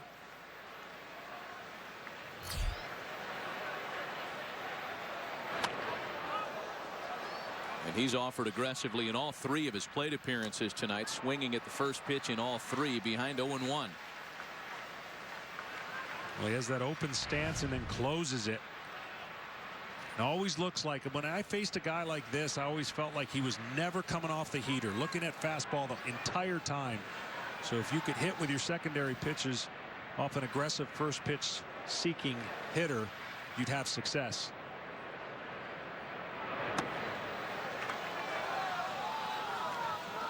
A ball and a strike. Tell you, Ross is talking right now, wanting that pitch. That pitch looked a lot better than the other one. You see where he sets up, and look where he catches the ball. More towards the plate.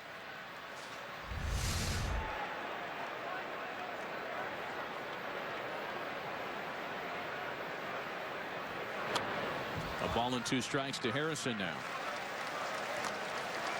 Now the reigning National League Player of the Week, John Lester, being given all he can handle tonight early on. Pittsburgh has scored a run in 3 of the 4 innings that they've opened against him. A huge opportunity to add on here for Josh Harrison.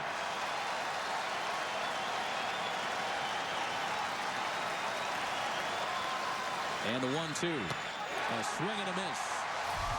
Lester and the Cubs minimize the damage. But the RBI to Jordy Mercer with the bases loaded has pushed the Bucs' advantage to 3-1.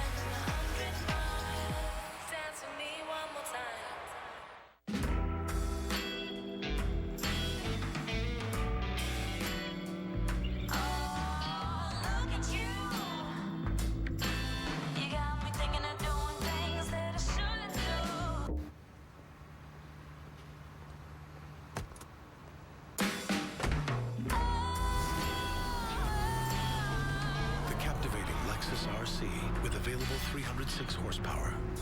This is the pursuit of perfection. When a moment turns romantic, why pause to take a pill? Or stop to find a bathroom? Cialis for daily use is approved to treat both erectile dysfunction and the urinary symptoms of BPH, like needing to go frequently, day or night. Tell your doctor about all your medical conditions and medicines and ask if your heart is healthy enough for sex. Do not take Cialis if you take nitrates for chest pain or Adeptus for pulmonary hypertension, as it may cause an unsafe drop in blood pressure. Do not drink alcohol in excess. Side effects may include headache, upset stomach, delayed backache, or muscle ache. To avoid long-term injury, get medical help right away for an erection lasting more than 4 hours. If you have any sudden decrease or loss in hearing or vision, or any symptoms of an allergic reaction, stop taking Cialis and get medical help right away. Ask your doctor about Cialis and a $200 savings card. Because we're all fans, and this is what we do.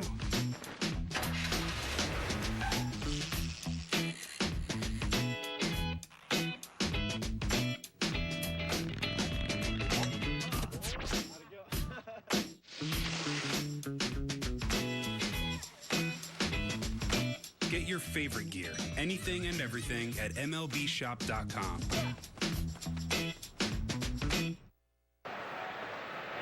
Pirates enjoying their biggest lead of the ball game. Ben Zobrist trying to cut into it with a first pitch bunt single against Jonathan Neese. But not bad for a guy that Joe Madden didn't feel like he was a very good bunter to begin with. Sneak attack. Well, this is the guy that takes about 65% of the pitches he sees, and he catches everybody by surprise right here. So that's a planned, obviously, attack, knowing the third base is playing back, and they anticipate you're going to be taken.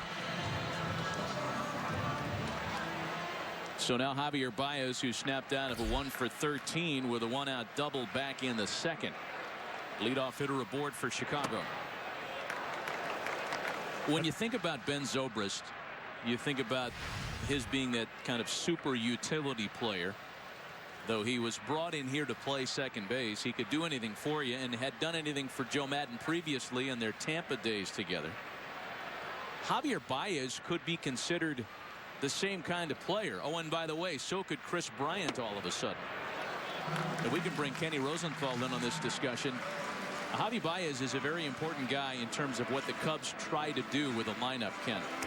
He is so valuable. Joe Madden calls him his Swiss Army knife because of all the different things he can do. We're seeing him at third tonight. You mentioned the Leicester defense. He can give Addison Russell a day off at shortstop. And Joe Madden even told us he is a really good first baseman.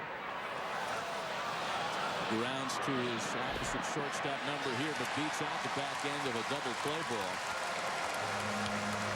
And he's aboard with one away. And his point at first base was really interesting, guys. He talked about Baez's ability to slap down a tag. And he said when the pitcher throws over 3 or 4 times, Baez tags so hard that the runner eventually will start hurting. Bottom line is, this guy has become an incredibly valuable player. Ben Zobrist 2.0. Yeah, he's aboard with one gone now for Addison Russell.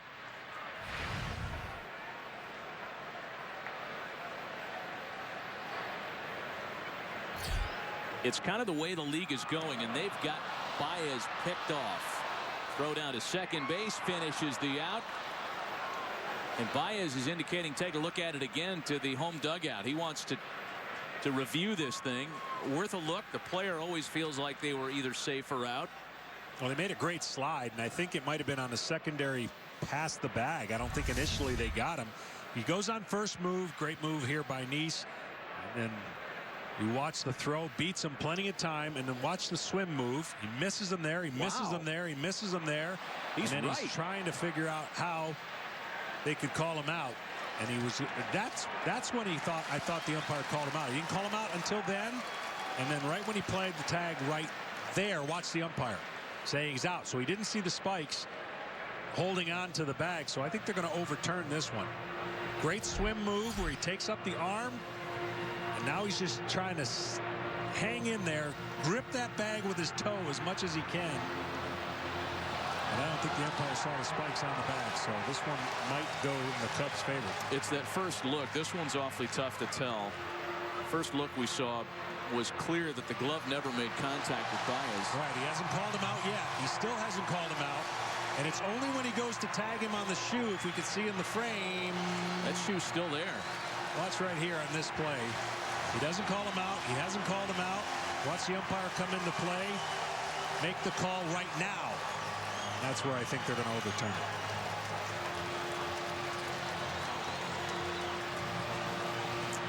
The umpire working second base tonight is Ramon DeJesus.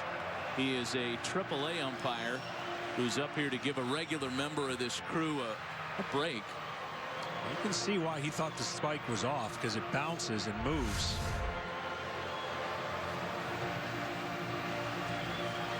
And everybody is taught now, even if you do not make the initial tag, stay with the runner because of the slide carrying him past the bag. The whole game has changed because of instant replay on the phantom play at second base, whether he tags the base or not. And then when the ball usually beats you, or you slide in initially, you're safe, and you come up by a fraction and they hold the tag on you. That's where some people think the rule's gone too far, but we got to get it right. Well, Joe Madden speaks volumes about his video crew. They've made 18 challenges this year. 9 of those have been overturned. Actually make it 10, as this one is overturned. Baez is safe at second.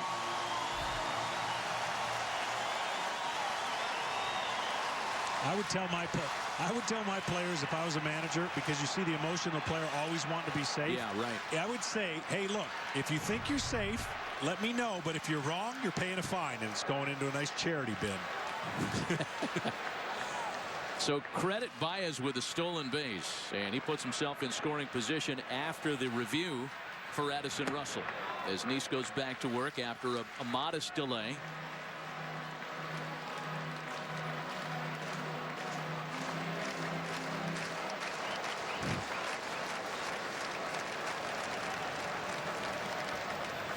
A ball and no strikes to Addison Russell.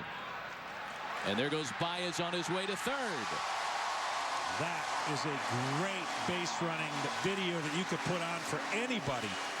The only way that you get to third base on this play is you got to anticipate it, look his secondary lead, and he takes off. You cannot have any fraction because the catcher is pouncing on the ball. So now, any ball put in play right now in the infield other than third base, Cubs are within a run.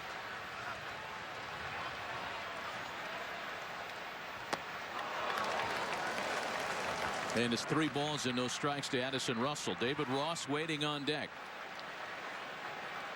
Ben Zobrist singled to start the inning. Baez beat out the back end of a double play ball. On the next pitch was picked off dead to rights, but avoided the tag with a really athletic play. He advanced to third on the wild pitch, and then the walk to Addison Russell. Let's go back to the slide and the call being overturned.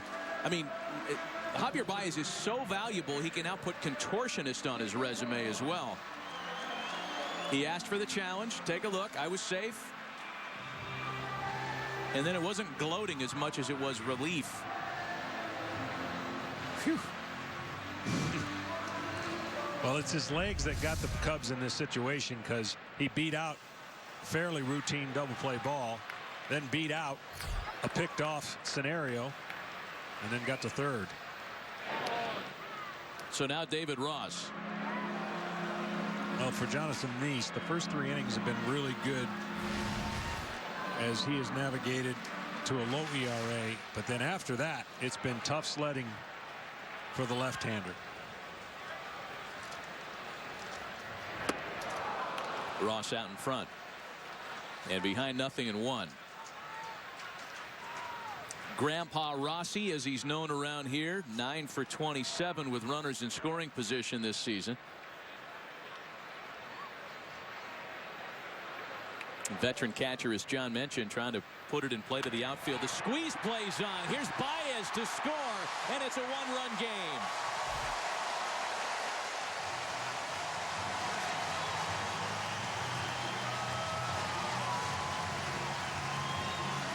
Perfectly executed. You've seen this a few times out of Joe Madden. He knows his personnel. He knows when it'll work and the odds in his favor. And all he has to do is put it in play, and he knows, because the read of the runner, which makes it even harder for Nice because he's left-handed. He doesn't see the break coming from Baez. Perfectly executed. And now a lot less stress for John Lester up there with 2 outs. I was mentioning Jonathan Nice first through third innings at a 2.77 ERA, and then after that it's been a 6.51 ERA and a high batting average close to 300.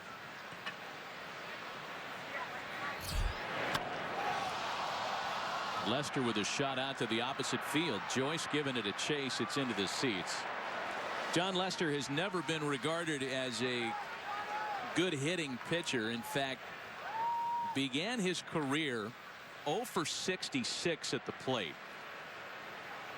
That started in 2006 and finally ended with an infield single against now teammate John Lackey last July. Who said he would retire if he gave up a hit to John Lester.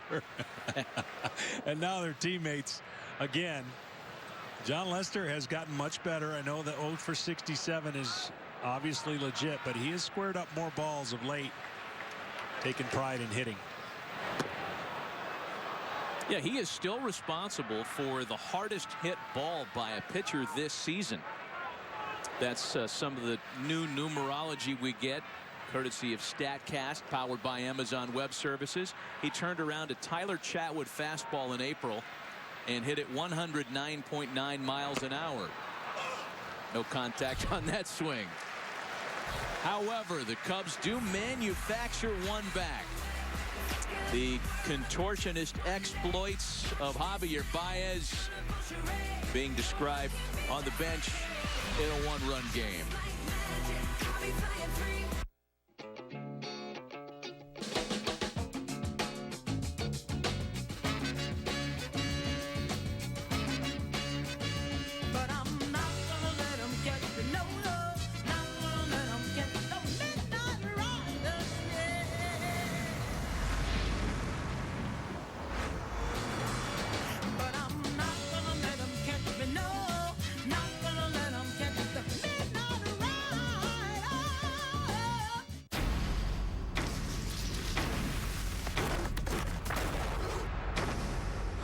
A normal man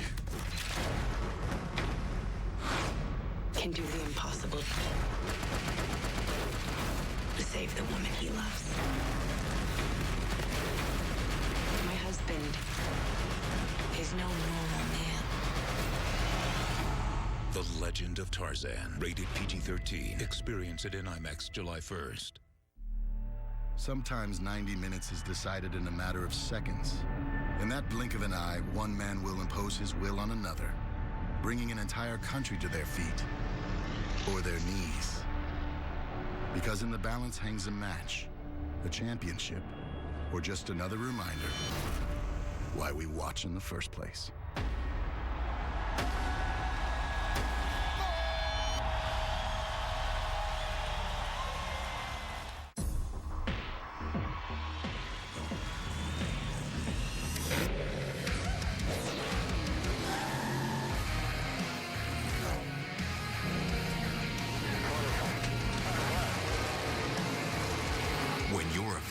It's not just one thing, it's everything. Introducing NASCAR on Xfinity X1. Get live race stats right on your TV. Change the way you experience NASCAR only with Xfinity X1. We sent two women into a real guy's night out to see if they could find a guy who uses Just for Men. It's me. No way. Just for Men gives you a natural gray-free look. Just lather in just 5 minutes. Great-looking hair made easy. Just for Men.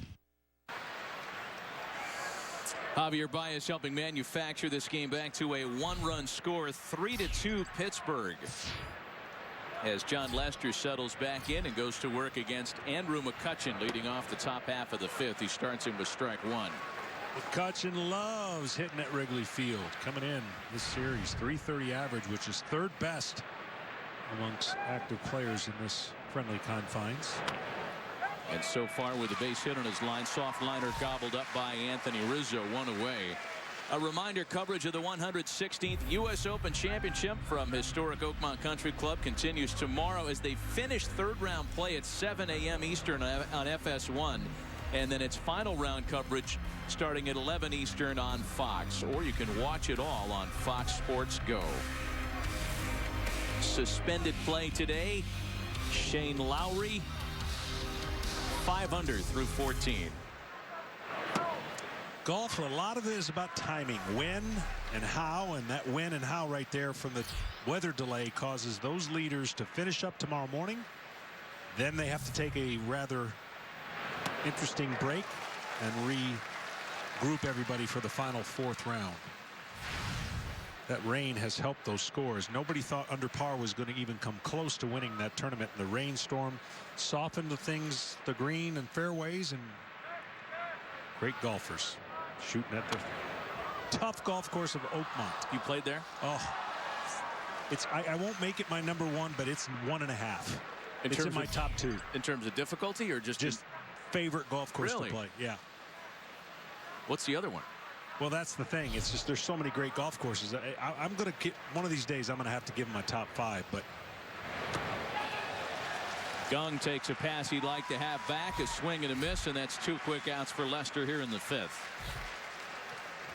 You're talking about Chicago and Pittsburgh and New York, some great golf courses. That's probably what I miss most about not playing. Free golf? Well, not necessarily free, but 4 out of every 5 days you can play golf as a starting pitcher. 2 out, bases empty now for David Freese, who has singled, walked, and scored tonight. A chopper on the left side of the infield. Baez can't field cleanly, and it's an infield single for David Freese. Well, that would have been a huge inning for John Lester. He's piled up a bunch of pitches, a bunch of stress pitches. To get out of this inning with about 5 or less would have been ideal.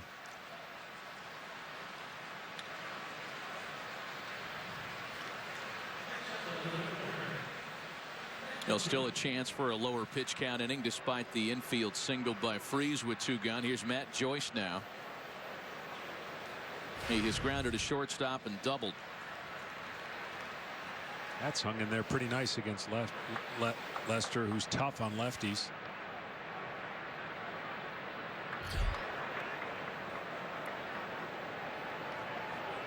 Again, just his second start. That is Matt Joyce, just his second start against a left-handed opponent this year.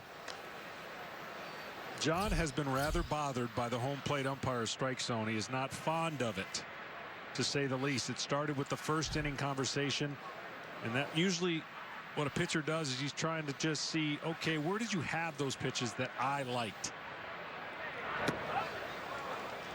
You know, it seems to be the case when there's a rare hiccup for John Lester that it's the same story. It's a contentious inside part of the plate between he and whoever is working the dish that night.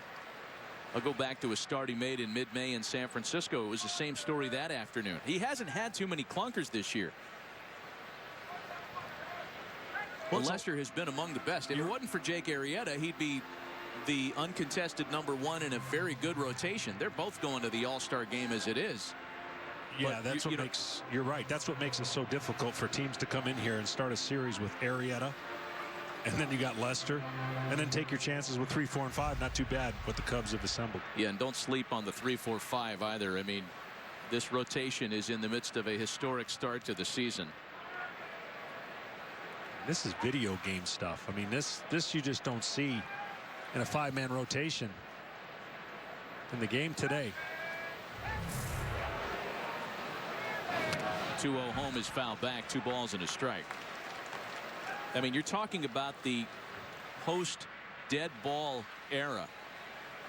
We're dialing these comps back to the 1920s.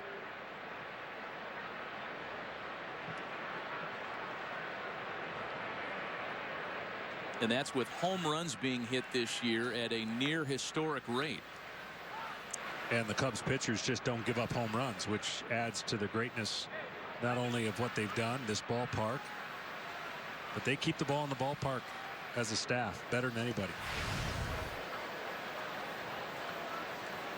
Arrieta improving with another win yesterday, bolstering his midseason resume.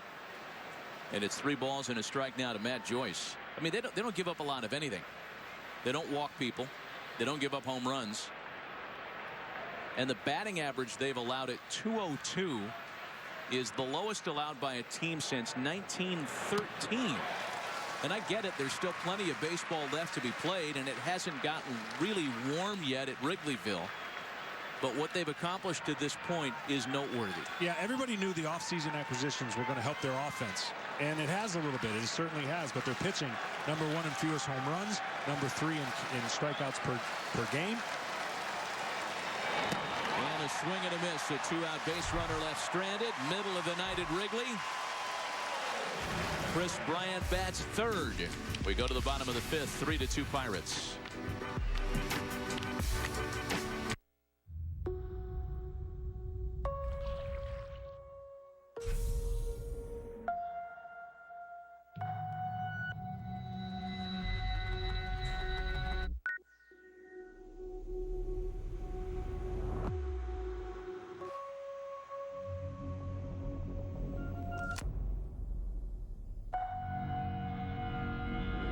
Buy an eligible Galaxy device and get a free Gear VR virtual reality headset. Ain't no gift like the present tense. Ain't no love like Got to make hay when the sun's shining. Can't waste time when it comes time to bend. Long live the heart, long live the soul that knows what it wants.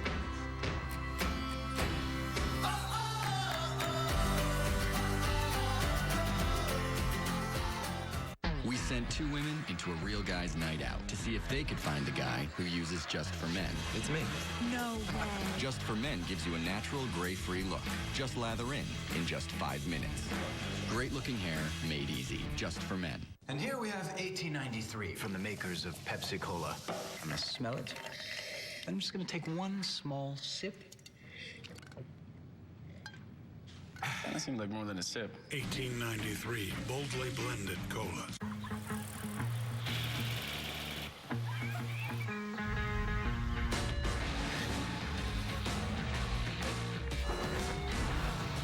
It's here, but it's going by fast. The opportunity of the year is back. The Mercedes-Benz Summer Event. Get to your dealer today for incredible once-a-season offers and start firing up those grills. Lease the E350 for $499 a month at your local Mercedes-Benz dealer. Mercedes-Benz, the best or nothing. My dad has been a very important role in my baseball career, just teaching me how to swing a baseball bat and, you know, just those countless hours of him throwing batting practice to me in my backyard. And I really can't say enough about my dad. Albert Almora leads things off on this Father's Day weekend. We welcome you back to Wrigley Field with John Smoltz, Ken Rosenthal, Matt Vasgersian. Father's Day weekend being celebrated. Chris Bryant fondly remembering the influence that his dad Mike has had on his career. And Mike took certainly a vested interest in his sons trying to get to the big leagues as a ball player himself. Mike was Red Sox property and has been Chris's greatest influence. He'll bat next as Jason Hayward stands in now with one away in a 3-2 lead last of the fifth for the Pirates.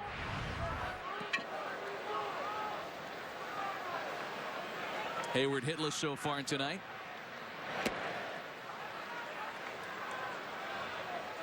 A ball and a strike to Jason Hayward. Well, the Pirates do something pretty cool. Speaking of fathers, they have trips planned where the fathers can go.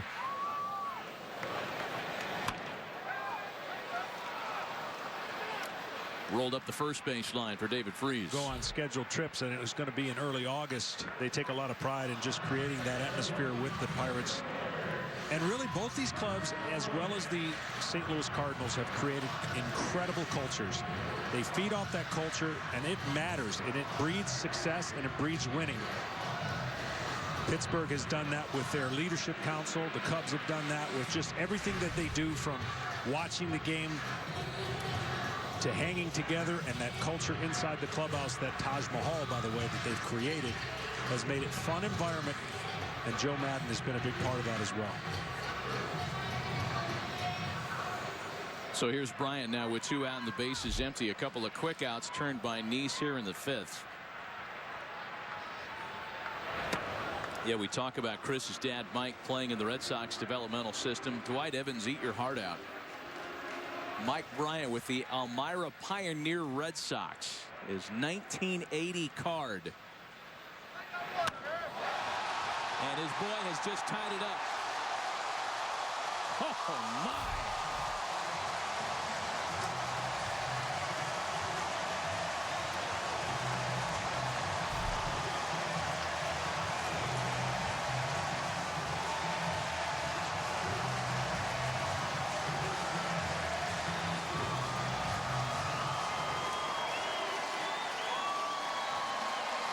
Number 16 for Bryant.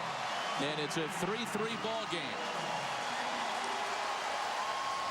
Nobody had to move on this one, including the left fielder. This was a no doubt about it. And Bryant continuing, when his team does well and wins, if they pull out another win, that'll be home run 14 in a winning environment. Ties the game up, though, with this blast. Anthony Rizzo hit his 16th back in the second.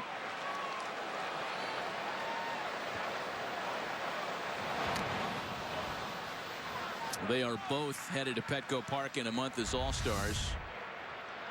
Look where this pitch is, right in the sweet spot of that bat.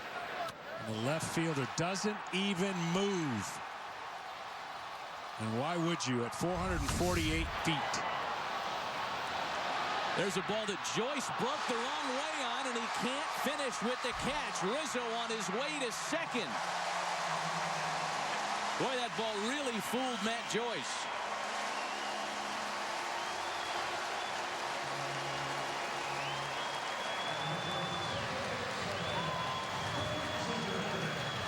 This ball had a little more carry to it than Matt Joyce first thought. Made a great effort at the end to try and catch this. He's got it in his web. But then as soon as he hits the ground, much like football, unlike football where the ground cannot cause a fumble, baseball doesn't work that way.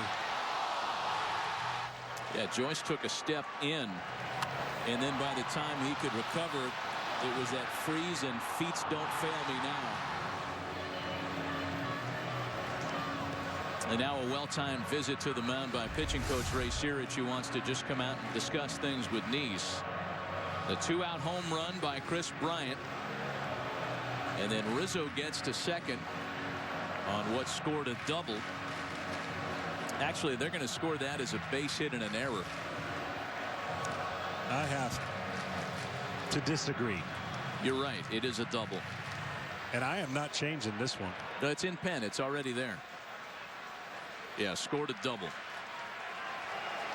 So now Ben Zobrist.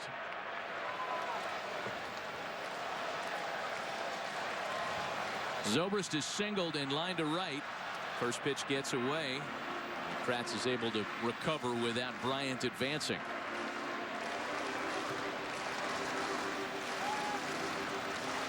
So it's been a little bit of everything for the Cubs tonight. The long ball has certainly played a role. Rizzo and Bryant each with their 16th. The Cubs manufactured a run on a squeeze play in the 4th. For Pittsburgh, a solo shot by Jordy Mercer. And then RBIs by McCutchen. And an RBI hit batsman play with Jordy Mercer being credited with the run batted in. One thing Neese has done a great job in this situation. 2 outs and runners in scoring position coming into this game. .091 batting average.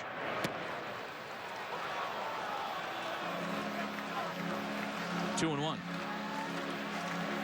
It's one thing that'll drive a pitcher crazy is if 2 outs, you give up those 2-out runs. You know you're going to give up some, but you hope to not give up many because they're backbreakers.